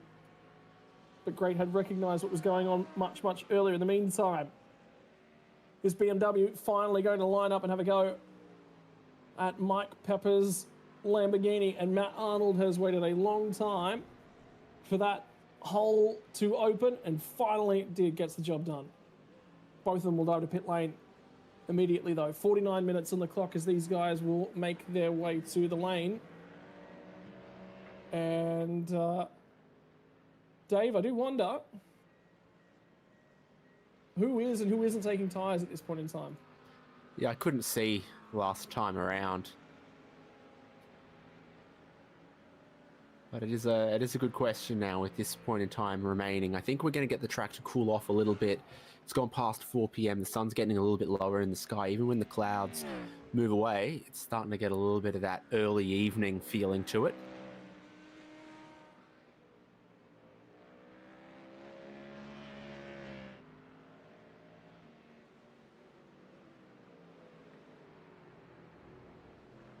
This ought to be in lap for Woods based on doing 18 laps the first stint, coming to the end of 18 laps just now.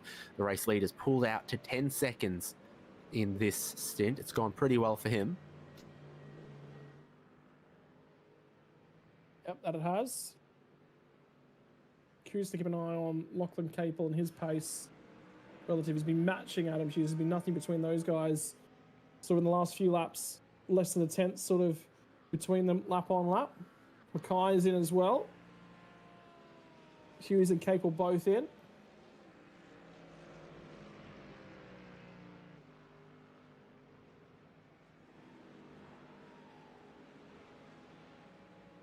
What is this group going to do?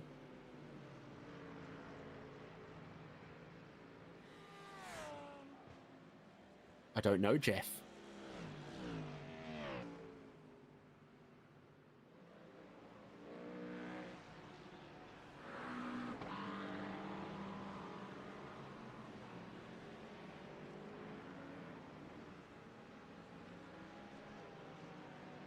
.31 seconds for Damon Woods is a long stop. Mackay 26.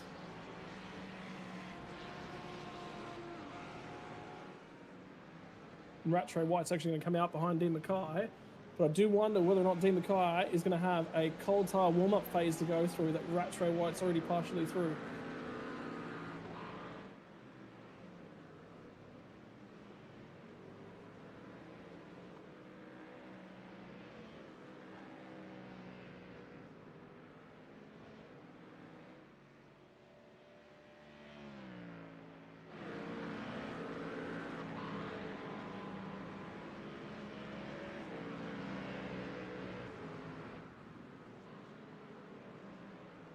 In the meantime, this group will continue on.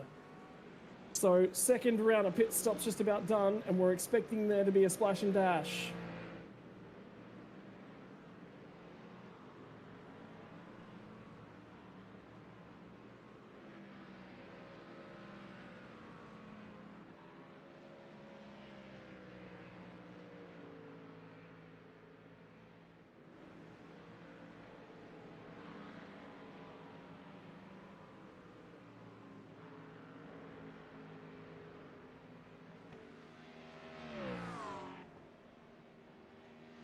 So for the moment, we're going to jump back and have a quick look at the replay of what happened to Lewis Greathead on pit lane entry. And that is the car ahead of him. And again, I said I thought there was a car serving a slowdown penalty on pit lane entry. There it is. Not sure if they were serving a slowdown penalty or they were just serving slow.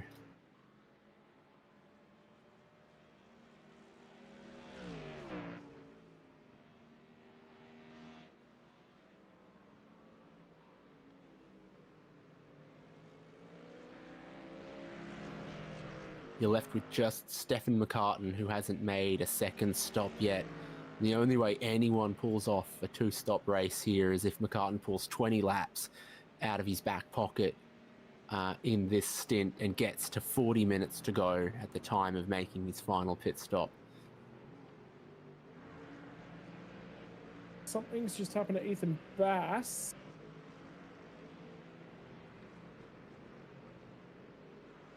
It was for some sort of issue, and I reckon it might have been serving a slowdown penalty from Stuart Ellis's perspective. Yeah, he was definitely wide coming through Maggots and Beckett, so we might actually grab a replay of that one.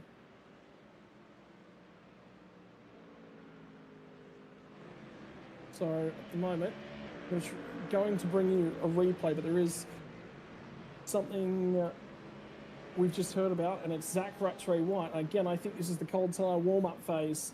He's already gone through it, gets to the inside of Dean Mackay and just says, hang on, Sonny. I've got grip. You're still struggling. And here's my Mustang to take a look left at.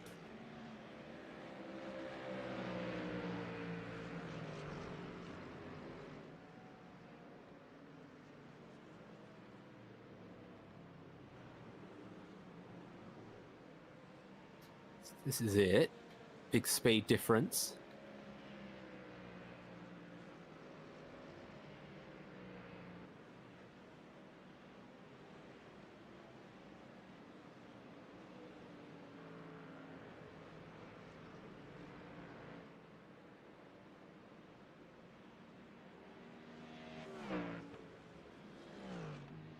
You could just see exactly what was going on, and I just had confirmation as well from Stuart Ellis in the simulator. It's indeed he was serving a slowdown penalty. But regardless, you can't move one side of the track to the other. And in fact, if he'd have held far right, heading down the hanger straight, no one would have complained about it. But he moved hard right to hard left, and that's where the issue is.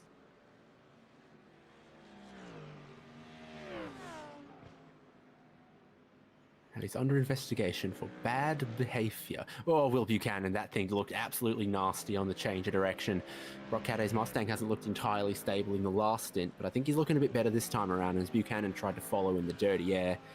And you're constantly sort of, you know, rocking the boat from one side to the other in that change of direction. McCartan's doing 20 laps, you know. He's still out. I'm just wondering whether or not that the issue is from the first stint only being 19. Roll the dice, go for it, son. I reckon that's what's happening. Well, if he gets 21 here, he'll definitely get it home on one more stop. But we watch and we wait. Entry to Stowe, pit lane entry coming up on driver's right.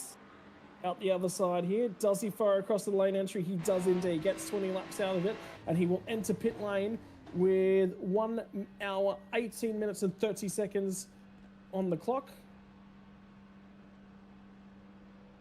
And I reckon with 90 seconds to go on that one, as he enters the lane, there's going to be 61 laps.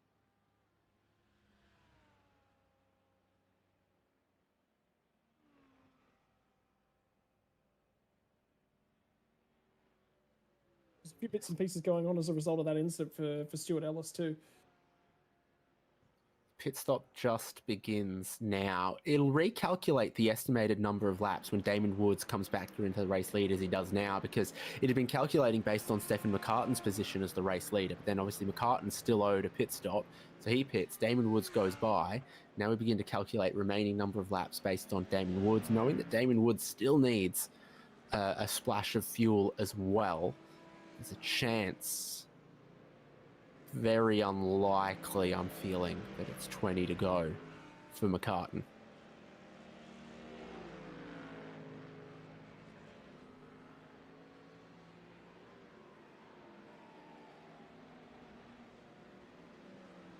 Lap times are coming in just underneath 2 minutes, and there's still 40 minutes to go, and Woods is significantly past the start-finish line, perhaps with enough in hand to make that final pit stop and still be ahead of the clock, as it were. Yeah. But at the very worst, McCartan's come out in 8th place, and if he does take a 2-lap splash or a 1-lap splash or something, he'll be positioned pretty well. Here comes Sam Sutton, who has the door closed on him at Woodcote. This will be He'll get around the outside, no worries. Yeah. Bravery at Cops, but Stefan McCartan's probably getting a little bit extra room as well. And the other thing you think about from Stefan McCartan's point of view is he is excessively trying to save fuel. I wonder, is there McCartan slow down? No, he's trying to jump out of the way of Dylan Shepherd. So he was trying to back up Sam Sutton in a Dylan Shepherd, whilst also fuel saving. As soon as Sutton got clear, Shepherd was immediately ushered through. So the team game being played for certain in that one, although the gain and loss, albeit very minor, and there's enough in it for McCartan to say, yep, I was just fuel saving. I don't know what you're on about.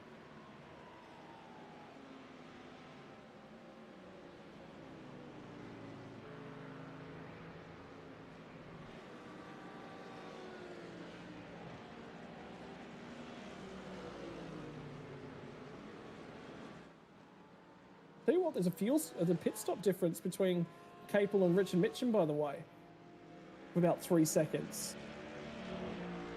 I reckon Mitchum wanted to get away from Capel and just see if he could run his own laps in clean air. And it's, I've got to be honest with you, I don't think it's a bad idea. Just doing something different, because ultimately, if you run those laps and you couldn't make any advantage out of it, well, then you weren't going to pass him on track anyway.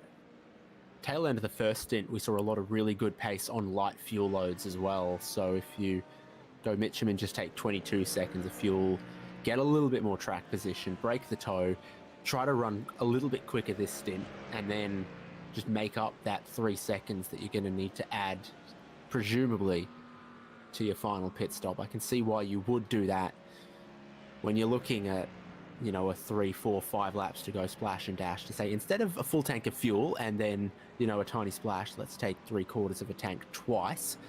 Try to run it a bit lighter most of the time. Never a bad idea. It's do something different. If you sit exactly where you are and you do exactly the same as everyone else, and I can tell you, critical factor in that one, Lachlan Capel's rear end has let go as he came through Beckett's and headed towards Chapel. And that didn't happen directly in front of Richard Mitchum, which means, well, he was a lot safer for it. So that has worked out because it's placed enough pressure on Capel to maybe induce a mistake.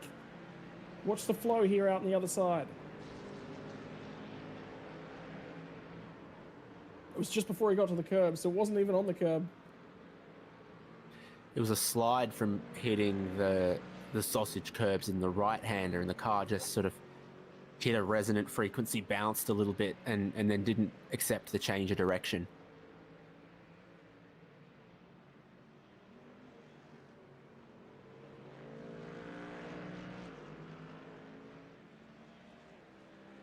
Stefan McCartan, keep an eye on him as well, because he was 1.8 seconds slower than that little group he was trying to hunt down.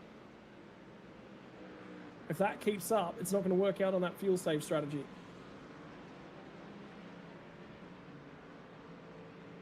I have a feeling there's still a tyre warm-up phase coming in the middle of that.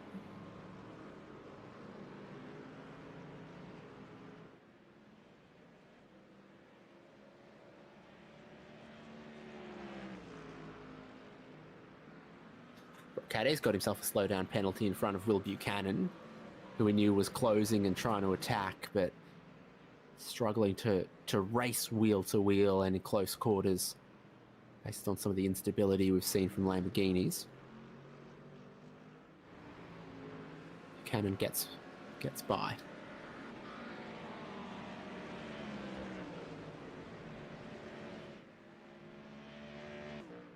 Sutton also tried to take that Richard Mitchum strategy, pretty short fill, but Shepard's all over him now.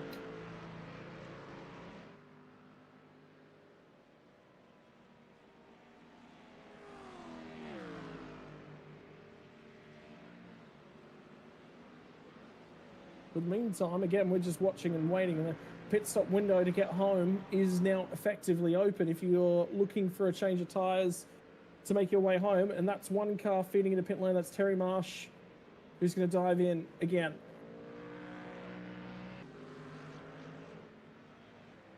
Shepard ran wide, got a slowdown penalty through Stowe, so you just got to be so careful with the track limits there and in other places. Yet to have seen any drive-throughs for the incident points. Bass comes in, and is this going to be put on the set of tyres that takes him to the end? Is he trying to be fast in this final stint? Otherwise, you just run long, run the car light, take that splash.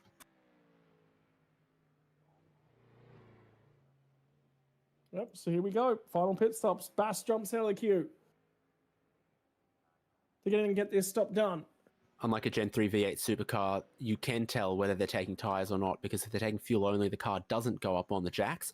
Supercars, any service, they go up on the jacks. The GT3 cars, they'll stay on the ground if they're going fuel only, and they'll pop up if a tyre change is underway. That was a hefty... That might be 2 tyres, you know. That might only be 2. I thought you could get 4 in about 25 to 27 seconds. They're single lug nut. They're... Remember, we're not under any obligation to have a minimum pit stop transit time, by the way. So, difference in tyre selection. Yeah, we'll have to keep an ear out. Particularly the outlaps for that car. If it's a 2 tyre stop, it's going to be diabolical.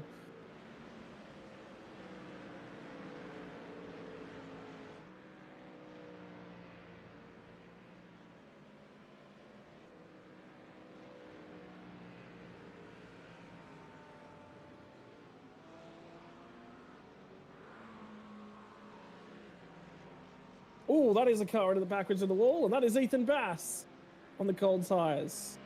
So that has not worked out for him, and there is fractional damage on the rear end, so he might just be okay.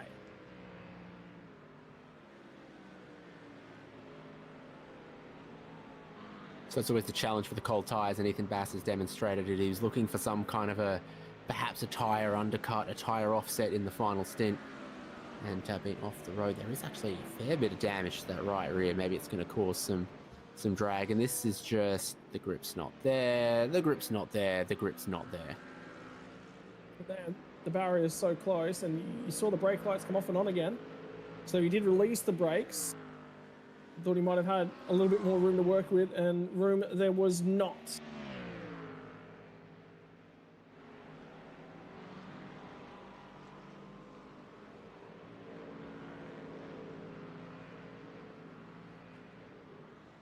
Scordilis has come through the pit lane, and with the moments that he's had thus far today, Ethan Bass is actually going to come back to pit lane because there's enough damage on that car that he needs repairs. Scordilis comes through to serve a drive-through penalty.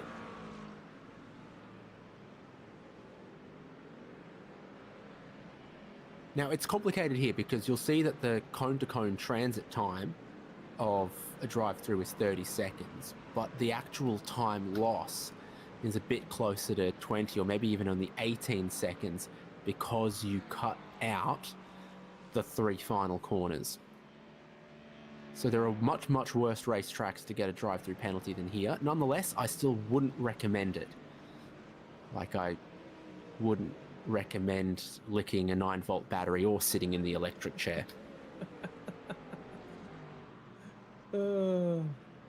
Actually, I think I would recommend licking a flat 9-volt battery. I wouldn't recommend it, but I'd probably tell one of my friends to do it. So update, I've just been handed some information. 56 litres of fuel will cover 4 tyres in a GT3, and that equates to about 20 seconds worth of pit stop. So it is entirely possible that Ethan Bass took 4 tyres.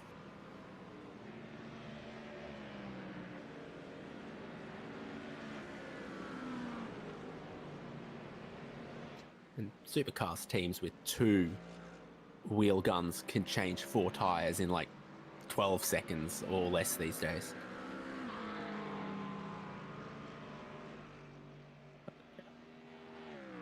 Don't know how many wheel guns these guys have got, but GT3 cars are designed for quick tyre changes.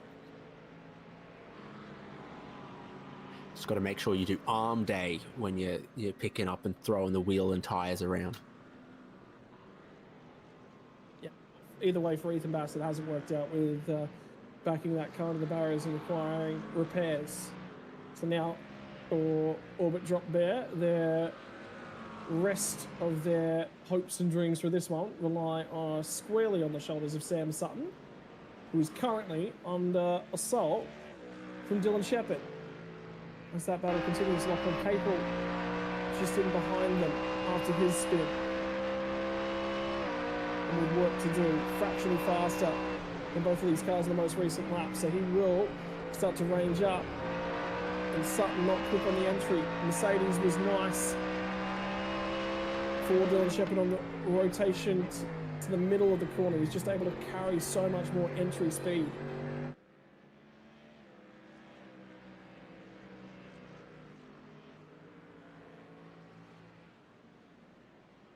It's also a slowdown penalty running too wide out of that final corner there, which is not normally a problem for GT3s, but if you want to battle side by side on the final lap, it can be.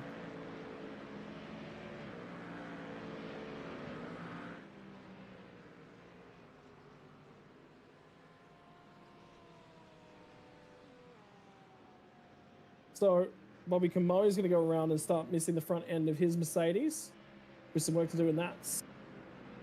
Out of left field. Contact here is on the outside. No, it does on his own. Into the barriers and knocks the nose in. Got wide as well. I think there's marbles building up offline there as well, because Ethan Bass got a little bit wide and then it really, really snapped on him. So you can't tell, but it seems like just a car width wide of the racing line through some of those corners is getting a significant differential of grip to the racing line, whether it's the racing line gripping up more and the other bits not, or it's the marbles building up offline and making it more slippery out there. Yeah. I'm just going to throw a little bit of a curveball actually in terms of strategy as well. Wouldn't surprise me to see Capel, if he's got the speed, and I think he does have the speed, to catch this next group and then dive to pit lane. Just here. So 12 car video and Mirabella currently multiple laps down, having connection dramas as well. Some more is going on there. Somebody else just died in pit lane, Bobby Camo. So okay, he did manage to get that car back to pit lane.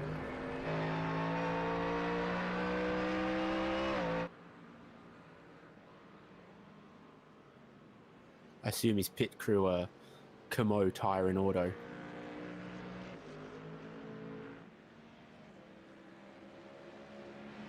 Syllables just slightly around the wrong way in the surname, but this is the view on board the Dylan Shepherd AMG. What's the lap times been like for Stephen McCartan? 0.8 of a second, a little bit more than that, basically around a second slower than that group ahead that we were talking about, Sutton Shepherd. So he's been overtaken by them in this stint. And now he's going to sort of just try and hang on to a reasonable distance behind them. He's fallen back to about 6 seconds or so behind them. So that will not be covered by a pit stop. At this point in time, we don't know for certain that he has managed to chop that pit stop out. It will be tight for, I think, the only Ferrari in the field. Don't remember seeing another. It's just a couple BMWs, a couple Lamborghinis, small handful of Mercedes. Was it just the one McLaren? There's been a few McLarens. Brad Coates is McLaren. There's one McLaren earlier on inside the top 10. I think we might have lost a few of the McLarens through the course of this one as well. They've all fallen outside that top 20 now. So Brad Coates is the first, Vinny Newen the second outside 21st and 24th. And Trent Naylor in a McLaren as well, so there's at least 3 in the field.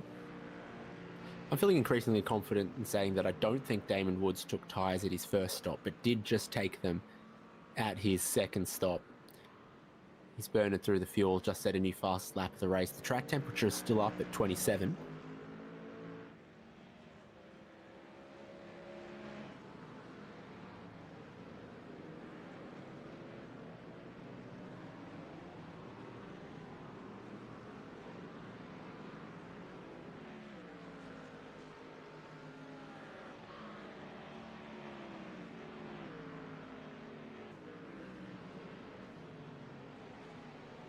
In the meantime, that's the Merc number 80 machine.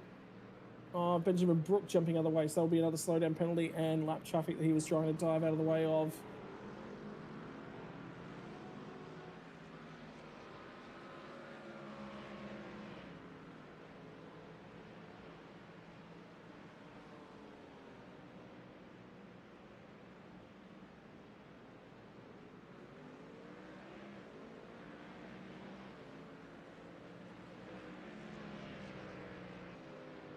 Meantime, is that Dylan Shepherd? Dylan Shepherd has managed to get through on Sam Sutton.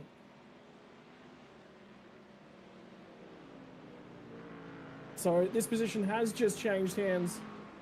In a recent pass, it was the late dive to the inside, hard on the anchors. And gets it done.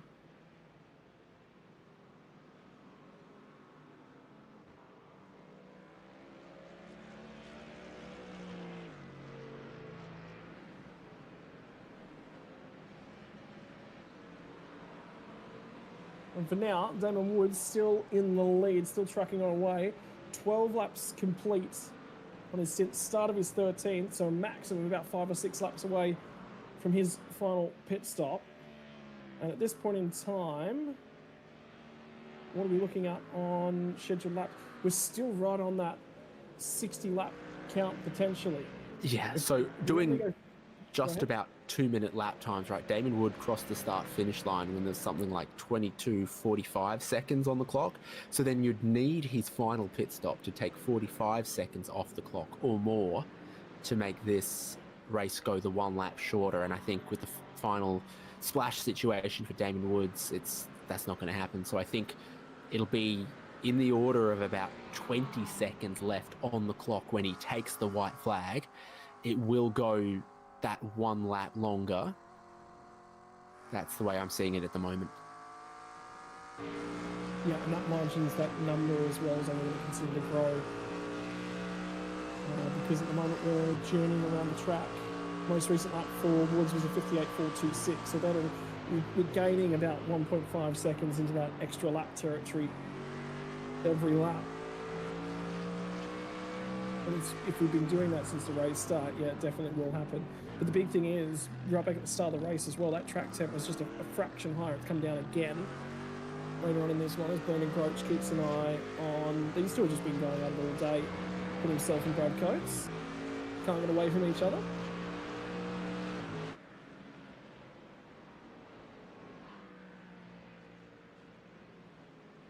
Yeah, see, I put my jacket on and I've left it on. Just pull it down just that fraction. Point in time. Wind's picked up a little. Oh, not as windy as it was at my place yesterday. Oh, or was that Friday? I can't remember. It has been wild the last few days in terms of wind. All up and down the northern part of the New South Wales coast into the southern part of Queensland. Here comes final stops. And in for both Dylan Shepherd and Sam Sutton. Lachlan Capel, seeing those two dive to pit lane, is going to stay out.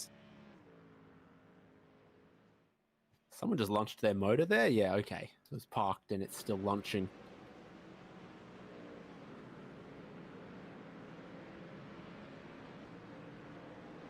Damon Woods lapped all the way up to 22nd at the moment. He's chasing down Eli Donaldson in 22nd. Such has been the supreme pace and consistency. I think the consistency is the big part. Definitely been quick. He's been laying it down very, very consistently.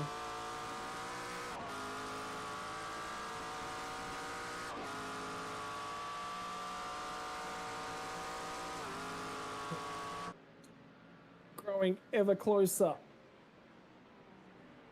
is Brennan Grosh and his quest for entering the top 20. And I tell you what, might not be a bad idea if I was in his shoes to just sneak in a pit lane and get that final stop done. Just get it out of the way. Get away from him. If you're feeling quicker, sharper on the racetrack at this point in time, dive in. Well, Brad Coates is actually going to have to shortly.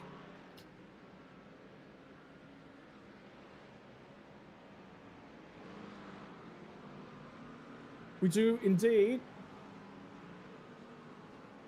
have a car stuck at this point in time, and it's Robert Crisdale.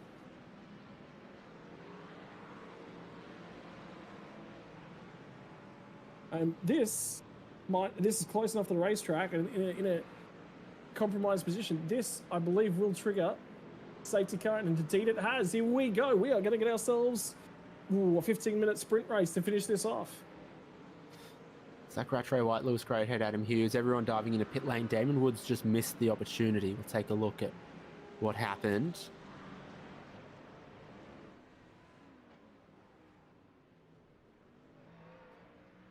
It would be useful if you applied the brake pedal.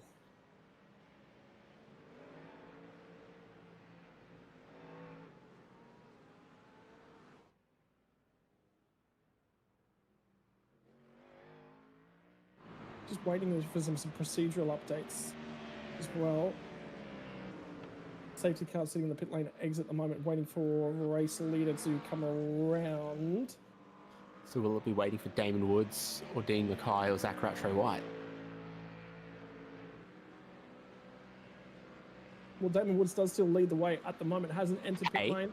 This wipes a lap off the race distance, doesn't it? It does, yeah. So McCann won't need to pit here. Guarantee this wipes that 20 seconds off the clock and sends us one lap shorter. Yeah, and Zach Rattray Not to speak about the fuel saving that you can do in this situation. Well, this is where he's sitting in P4 at this point in time from Stephen McCartan's point of view. That's exactly where he's going to pop out too, because Rattray White's done his final stop just ahead, as has Lewis Greathead, who is now behind. So Woods into the pit lane. We're waiting on Dean Mackay as well, who should be near the lane here in a moment. Indeed, he will be entering pit lane. So what's the traffic like for Zach Rattray White? Has he lost much time behind lapped cars or anything like that? No? No, it looks like Zach Rattray White's in plenty of space to not have been impeded much. This has been an interesting one to keep an eye on where he pops out relative to Dean Mackay. And that is Damon Woods re-entering fractionally ahead of Brad Coates, which is problematic because that puts Brad Coates a lap down.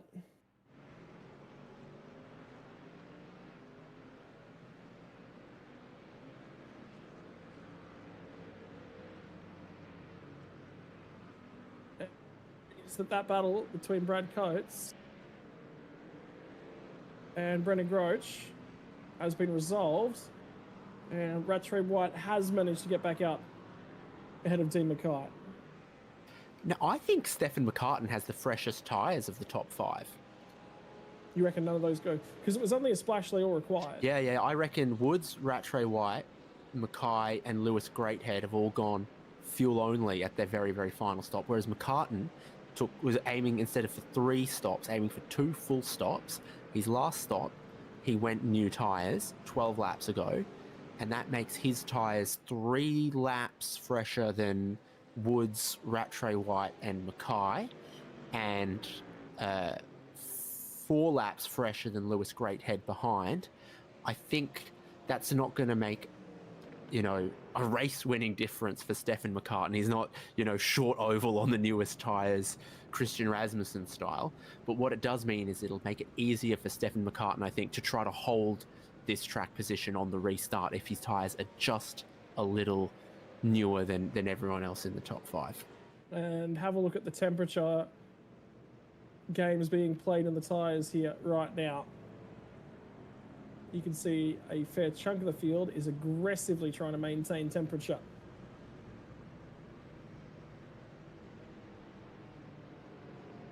There's always the debate in ages gone by about whether weaving does something to the tyres.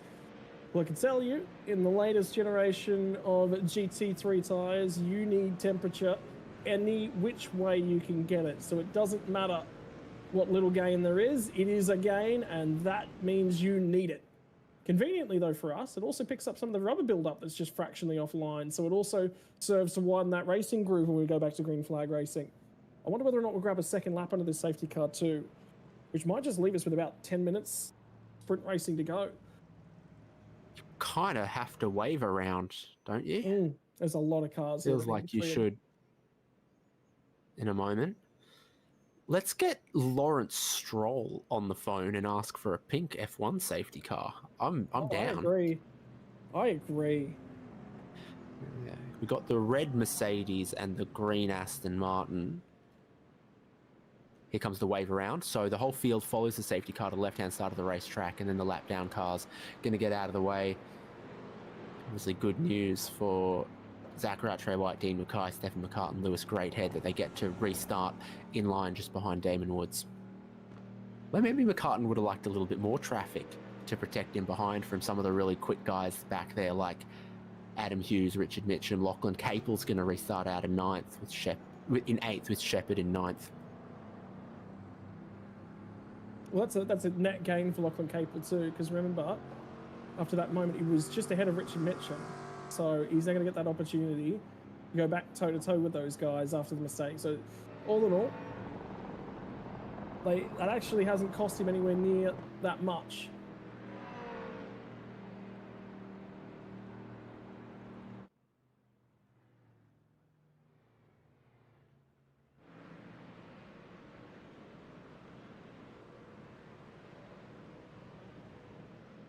You'd be used to, skipping to the front of the queue at your business class check-in, or on the guest list at the club, wouldn't you, Scott Rankin? No, absolutely not. That has never happened to me. I wish, I would love that. About the closest I might be an express pass at one of the theme parks.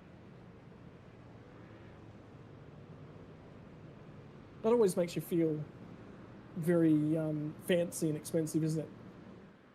When was the last time you took a numbered ticket and had to wait at a deli? I've taken the ticket, but wait, no. The amount of times that it happens down here that you take a ticket at the deli and then they just go, "Are you were next, were you?" Yeah, sweet. I feel like as a kid it was a thing that happened all the time, and now I'm like, yeah. I don't know when the last time I had to wait for 200 grams of champagne leg ham was.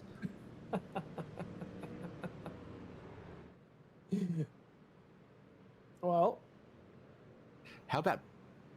Oh, does Brandon Grotch get to the end from here? Because I was about to say, boom, plus 23 positions, massive mover. Touch and go, but I don't think he does. Last stop 14 laps ago, 7 laps to go. Actually, yeah, with 2 laps behind the safety car, yeah, I reckon he gets to the end. This car's actually going to pick up a little bit of speed here to try and give everyone the opportunity to try and get some heat and temperature into their tyres. And the big thing, and worthwhile noting, is that all weaving's to cease the instant that car pulls away. So Groch is also going to 2-stop this. And this, he wasn't going to be able to. McCartan was touch and go. Groch wasn't going to be able to, but then the timing of the safety car, Brandon Groch has gone, "Oh, you beauty, I think I'm on here." I think he's still got some saving to go, whereas Stefan McCartan definitely will not have any required of him. There's 2 laps behind the safety car where you're burning less fuel, and it wipes 1 lap off the race distance. I think that double whammy effect, you save so much fuel in timed, not distance races when a safety car comes out. Well, here's the thing. We've got 10 minutes and 30 seconds left on that clock. We are not going to get back to the start-finish line until about 9:40 or so. There's not enough time to eke that extra lap out. It is going to be a 5-lap race from here. No matter what happens, we're waiting on the safety car to get back into the pit lane. So when this one goes back to green, you know, Brendan Groach won't make it. I reckon he's got enough fuel. So we're going to go 58 Thank you for doing laps. all of the same mental work to arrive at my conclusion. Yeah. It's obviously everyone else has made their final stop, so I've got to assume Groach has stayed out because he thinks it's possible and it's worth the go. That's worth Green flag on the track for him. He's in the right position. Weavings to cease. Fields start to fill in. And by the way, the lapped cars that unlap themselves are just about to catch the rear end of the queue. 9 minutes and 30 seconds left in this one. Damon Woods is going to lead us back to green flag. Racing, 5 laps remain from the opening race of the SUDSPEED GT3 Open Championship from Premier Endurance League. Woods to lead us away. Rattray White, Dean Mackay, Stefan McCartan in 4th, who no longer has a fuel question mark over his head. He is free to race. And the question will be, what does he have for Lewis Greathead? Does he have anything for the cars ahead? Does he have anything for the Mustangs? And there's an issue for Ben Jeffrey on the start-finish straight. Clearly some contact on the race start and through the loop in Village, one of the slower parts of the racetrack. Always a massive concertina effect there at any point, and on this restart, it's clearly having an effect as well. Some drivers still in search of a bit of tyre temperature. It looks like Shepherd having just a bit of a weave on the Wellington straight. Oh, Dean Mackay is really struggling at this point in time for P3. I think he might have taken a fresh set of tyres. There is Ben Jeffrey going around. Hard into the main straight wall. That's the replay of the number 150. It was slow on that restart. And crawling away at the rear end of the field, McCartan, after being on the back foot, after being on the fuel save, is now on the front foot. That Mustang ahead of him has struggled through a bunch of corners, and Chalk cops up as another one. So McCartan thinks he can get to a podium. Lewis Greathead ran so wide out of Cop's corner. He's got a slowdown. So does Matt Arnold. They're all doing it. Oh, dramas perhaps for Groach here. Yeah, Groach is up the 86. 86 has dived to pit lane, which is indeed Brendan Groach. It's the old pit exit. So he's also had dramas at Cop's. 5-6 cars still lacking tyre temperature, struggling at the really high speed corners. More drama. More drama a little bit deeper in the field as well. And at the moment, Dean Mackay is just barely trying to hang on to this one. Something else has also happened to Ethan Bass as well. Adam Jepson gets down in deep here, and the wiggle on the rear end of the Mercedes does not want to be compliant at that point in time. Then we'll wait for the rejoin. And he's got to feed in somewhere. He's on the grass, and the Porsche tries to go around the outside of him, just barely gets him. I think if he'd just driven onto the track there, but he stayed on the grass and then rejoined at the apex of the corner. I don't know, it's always tough to judge how much space you've got, and you don't have a great run up to try to get up to speed either. Ethan Bass has just been issued a penalty for the incident on race restart, lap 54, so something went on there. McCartan's not got the same amount of pressure he was applying last lap to Dean Mackay. And indeed, Adam Hughes is going to go and start crawling all over the rear bumper of that Ferrari. So Greathead and Mitchum made an engineered swap to put Mitchum ahead.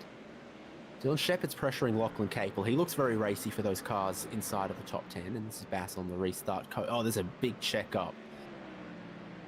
That's the number 12, the yellow Mirabella machine checking up on the inside. And that's what caused the huge stack up. So there's a top 5 and there's the rest, because Mitchum and Greathead maybe struggling a tiny bit for pace, not able to go with those top 5. And they've in fact got some of the oldest tyres inside of this top 10. Shepherd was doing all he could to get some temperature into his, and it seemed to be working. Lachlan Capel, pretty pacey. McCartan loses out to Hughes. Yeah, I think that might have been a slowdown penalty. or a little bit of team orders going that way, one of the two. Regardless, Damon Wood still leads. 5 minutes, 30 seconds now on the clock. There'll be 3 laps from here. And regardless with how it's gone for Brendan Groach, I am still curious about the fuel question mark and whether or not he can make it. Reusing my old material, it was a total eclipse of the restart.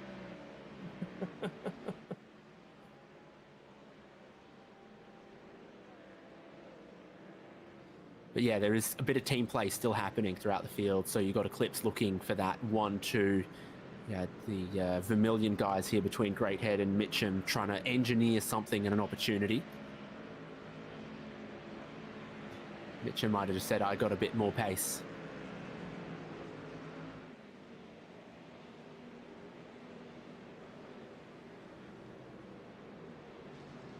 Shepard's tyre temperature advantage on the restart seems to have dulled somewhat, so he's no longer as close to Capel as he was, and Sutton is close enough behind him. Stuart Ellis hanging on for a top 11. Stuart Ellis was very, very close. Luffield just there.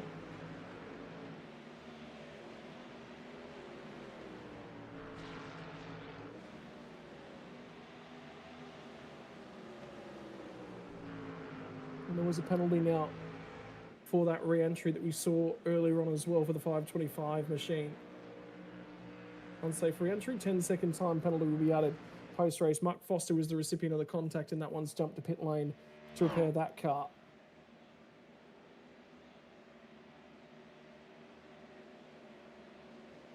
You smell a new fastest lap of the race cooking?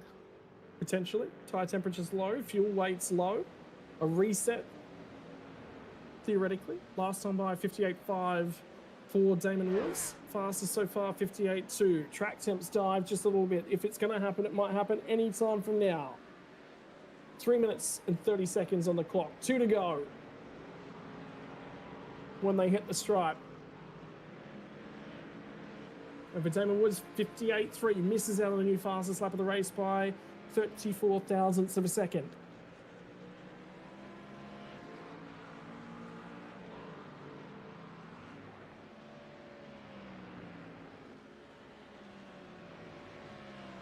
But at the moment, night and day, quickest car in the field. You're looking at 3 to 4 tenths back to the next lap times at the moment. That second little group is going to be spicy, and this is the spicy battle between Eli Donaldson and Nick Carroll, because Carroll's managed to get great drive on the run of Brooklands, gets to the inside. And then he's going to get the elbows out before the entry at Luffield. And Carroll's had to come from pit lane. He's now all the way through to about 12th spot, looking for the over and under. Does get drive down the inside. And here comes Woodcock the kink to the inside. Is he cut a break, though? Or is Eli Donaldson got a chance to get around the outside at Cops? No, he's going to try and switch him back and get back underneath. Can he get the drive out the other side? He's certainly trying to. Does pull back alongside. We'll go side by side through Maggots and Beckett's with a little bit of bravery. In theory, Donaldson's got significantly newer tyres here. That's all off the road. You can't quite rejoin like that, can you? Well, Matt Webber's going to try and over and under the pair of them and get back to the power. And there's a car that's been turned around in the background, and it's Michael Pepper. And Donaldson's unhappy with the rejoin.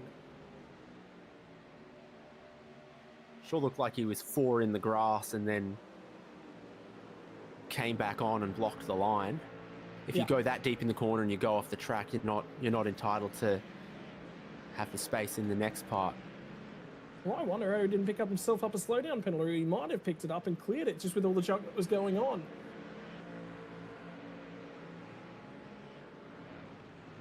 White flag's out for Damon Woods leading this race. Now 2 seconds clear of his teammate Zach Rattray White. Or is it not? It must be.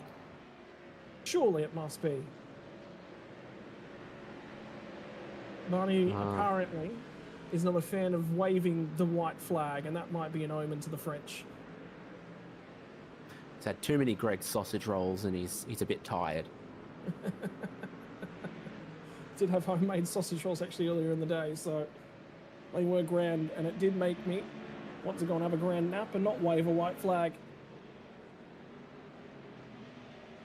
Race controller are still investigating that rejoin moment, so we may not get a result in time for the drop of the checkpoint.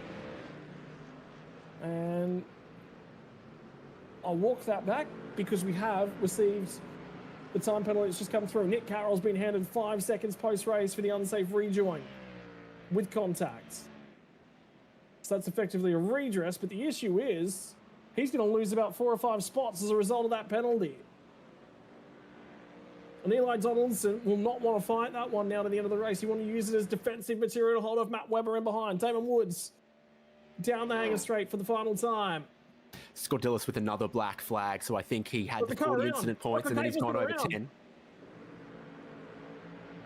And there might have been contact on the way through Maggots, Beckett's, and out the other side at Chapel. And Capel nearly gets into Eli Donaldson in the rejoin, by the way, so we'll have to keep an eye on that one. Damon Woods, in the meantime, has led every single lap today by the ones in the pit cycle.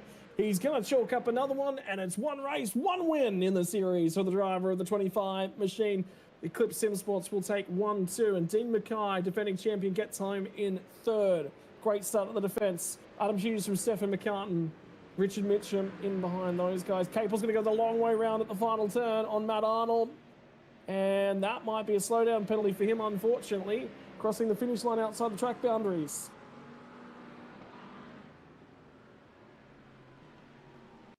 Angus Lawford also with a black flag, so a couple of drivers hitting the 40 incident limit right at the end. This is what happened for Lachlan Capel.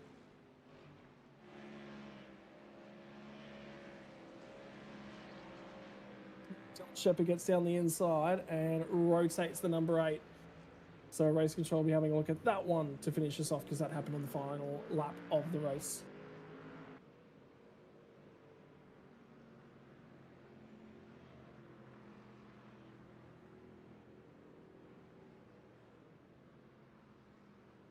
So job done in 2 hours from Silverstone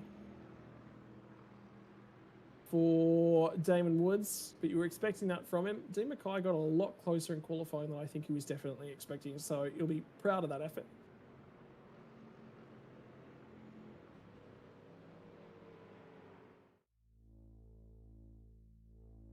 I think most everyone's taken the checkered flag at this point. Lachlan Capel hasn't been demoted from 14th. Scordilis is going to be quite significantly demoted with the black flag that he picked up on the final lap. Same too for Angus Lawford. They both go to the last cars on the lead lap because you can't serve the drive-through penalty when there's no laps left to drive through. Yep.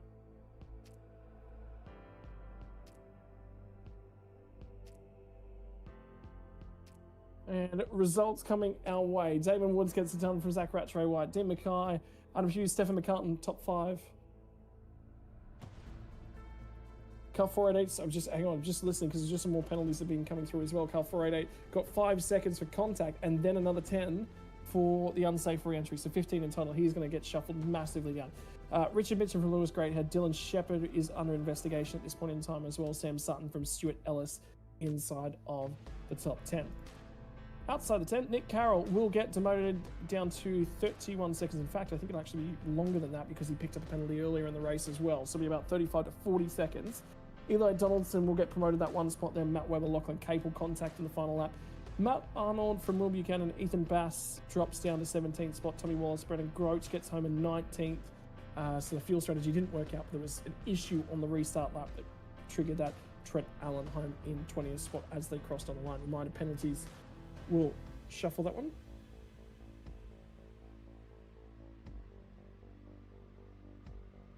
Apologies, just listening into some stuff still coming in between Vinnie Nguyen and the 52 entry of Angus Lawford, which was deemed no further action. Stuart Shaw from Brad Coates, Brock Cadai, Benjamin Brook, Mike Pepper, Trent Naylor, Vinnie Nguyen, Nathan Tapp, Adam Jepson, and Ben Jeffrey. 30 cars home on the lead lap at least here, Dave.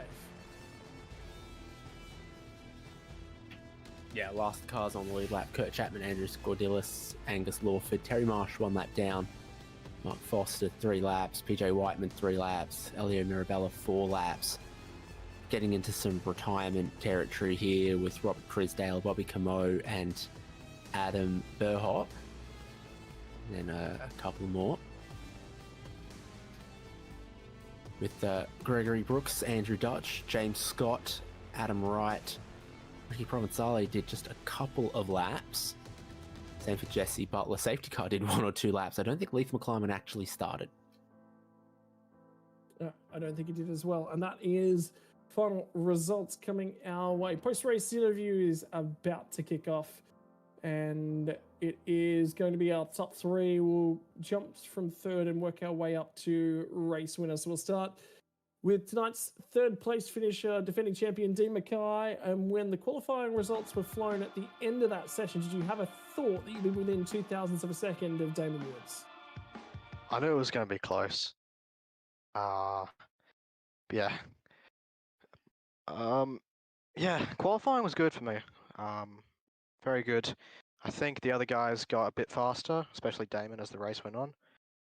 But overall, yeah, very good start. Yeah, to the race, excluding that I missed the start, but we won't talk about that. Obviously, just trying to get it down into turn 1, and particularly with these cars on cold tyres as well. We're seeing a lot of issues for the Mustangs with that left rear tyre in particular. It seemed like the way to sort of dial some turn and some point into what looks to be clearly the strongest car in the class for right now is certainly to throw a lot of entry and mid-corner rotation. Were you having any issues with managing that left rear tyre here tonight? Only on the cold tyres, I think. The balance was pretty manageable over the stint, but like, yeah, after the safety car and coming out the pits, you gotta be a bit careful on the rears, especially with it being a front engine car. Mate, in terms of things this season, we're off to the Bend next time out. Comfort level in the Mustang at the Bend? Well, I did a few laps and it felt really good, to be honest. We'll have to see what the new season brings, you know, bop-wise. But I'm feeling pretty confident for it. It's a bit of a change from, you know, the Porsche, which I've run the past couple of seasons. But yeah, it's good fun in the Mustang. Mate, congratulations on coming away with P3 here tonight. Who'd you like to give a thank you to? First, thanks to all my teammates who were in the race with me, and also thanks to our sponsor, Astro Energy. Mate, congratulations on getting it done for P3 here tonight. Go off and enjoy the results. Will do. Cheers. I'm going to take one step forward in terms of the podium standings. David Haynes is sitting by with Zach Rattray White. Well, just a little touch and go around those final pit stops between yourself and Dean Mackay, but you managed to get through, get that second place, hold it after the restart, and get that Eclipse Sim Sports 1-2 that I'm sure you guys were really hoping for. Yeah, I was kind of hoping I'd be a bit closer to Damon, but I think that kind of showed the caliber of his driving and his skill set, so he kind of just sailed off into the sunset. And I don't know, the car was really good, but I just found it a little uncomfortable at this track and didn't quite enjoy it as much as he did, clearly. So, I mean, it was enough to stay in front of Dean, and we did get that one too, but yeah, a little bit of work to do on my end, I guess, for next round. Strategy really gets driven by that 60% fuel tank cap. It looked like everyone was headed for 2 stops and a splash, and then the safety car changed that for some. And so what was your thought before the drop of the green flag, and what had to get adjusted? Well, we didn't take tyres in the first stop because that would have just meant we take two full stints on one set of tyres, and that would save us quite a few laps on the tyres at the end of the race, which I don't think quite a few other cars did. It did work in our favour, but we found that the wind was quite strong here. I think it was like a 26 km/h tailwind on the exit of Cops, so it was I nearly lost it there one lap and dropped a whole load of time, which kind of just sunk my strategy. Yeah, I still think we had enough fuel to cover Dean in the final stop, regardless of a safety car or not. But yeah, it definitely makes a big difference compared to a full tank. And then the track limits around here, I've got stuff that pops up whenever anyone's got a slowdown penalty. And I think all day, all race, someone somewhere had a slowdown penalty. What are the key corners that people are struggling with here? It's mainly just the exits with the copious amount of runoff you have here. You can kind of just, you know, push it to the extreme. Not too much. You can kind of judge where the slowdown's going to be, and you get 40x for these races, so you can kind of take an X off like every lap. So, yeah, I don't think I got too pushy with it because I was kind of fighting the car, but you can push it a little too far sometimes. Well, congratulations. Great to have you for this new season, and enjoy the podium. Thanks, guys. Well, we're going to get the opportunity to chat to tonight's race winner. One entry to the series, one race win. Damon Woods, nice and comfortable and confident from the top step of the podium. That pace in that Mustang looked supreme here tonight. That just seems to be the balance of where the performance is in this class, although changes to come in a week's time in this category at season's end. Yeah, the Mustang's a little bit overpowered at the moment, so it's unfortunate we're not seeing a variety of cars, but yeah, we'll see what the update brings. I'm sure with the drop of the Aston, it's going to be probably the most OP car, so we'll see what happens, but yeah, at the moment, Mustang's feeling pretty hooked up. Mate, I was keeping an eye on the attitude of that car late on in the stints, particularly towards the back end of that race, just prior to that safety car. Looks like the balance on that car was supreme tonight, particularly on the long run. You weren't having too many issues with the performance in the rear end. It just seemed nice, natural turn in. There was no real wiggle or instability halfway through the turns. Yeah, I mean, with all the experience I've got racing with the European boys, we tend to set up our setups to really be good on the long run. A little bit nervous to start with, but as the tyre starts to wear in, the car really maximizes the performance. So yeah, set it up a little bit on the tailier side, but yeah, she came in good towards the end of the stint. Mate, series is off to Ben Motorsport Park next time out, and realistically, I think one of the biggest challenges about that racetrack is just the raw lack of braking markers that you've got out and around the track. It's one of those tracks you've really got to put a lot of practice in, because I feel like the flow is the big thing. It's not necessarily looking for the markers. You got to take a read on how the car's feeling, the flow, the lap, putting it all together. It's not a track you can just sit down and get comfortable in straight away. Yeah, I mean, if you haven't got the rhythm at this track, it's hard to just put in consistent laps. But yeah, luckily tonight was in a good rhythm. Yeah, the car was on rails, as I said. So yeah, just kept cracking on and putting in consistent laps.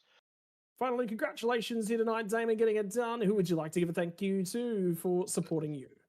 Big thanks to the Eclipse boys, Zach for rocking up with me as well. 5-6 Sim Coaching and Lucid Drive for performance, and the boys at PEL for putting on the event. So cheers, boys. Mate, congratulations and enjoy the celebrations. Like we said, ladies and gentlemen, tonight was race number 1 of season 2 for 2025 in the SUDSPEED GT3 Open Series. A couple of weeks from now, we'll be off to the Bend on Sunday, the 14th of September. All the action there going to kick off from 7:55 p.m. Australian Eastern Standard Time. And the thing is, Dave, that Bend track it's not as it looks on the tin. A lot of doubling back in a lot of the apexes, balanced flow. You've got to have a car that's balanced through the middle of the corner. And it's a pretty good track for GT racing, to be honest. It's almost like the bloke who paid for it likes driving a GT3 car or two as well, and he likes testing his own GT3 car there. And I've really enjoyed it since we've had the Bend. Looking forward to these cars racing there. Righto, ladies and gentlemen, that is going to bring us to conclusion here tonight. Next time out will be for the GT3 Open Series, proudly brought to you by SUDSPEED on the 14th of September. But the weekend after that, we'll be off to the Bend once again. So it'll be open, followed by limited series in the Premier Endurance League, brought to you by Dash Off-Road as well on the 21st of September. Times will be exactly the same to bring you that one before there's a little bit of a break to Watkins Glen in October. Thank you very much for joining us tonight on behalf of the series, on behalf of all of our sponsors that make it possible, and the commentators at SimSpeed. Thank you very much for joining us. We'll see you again in a couple of weeks' time.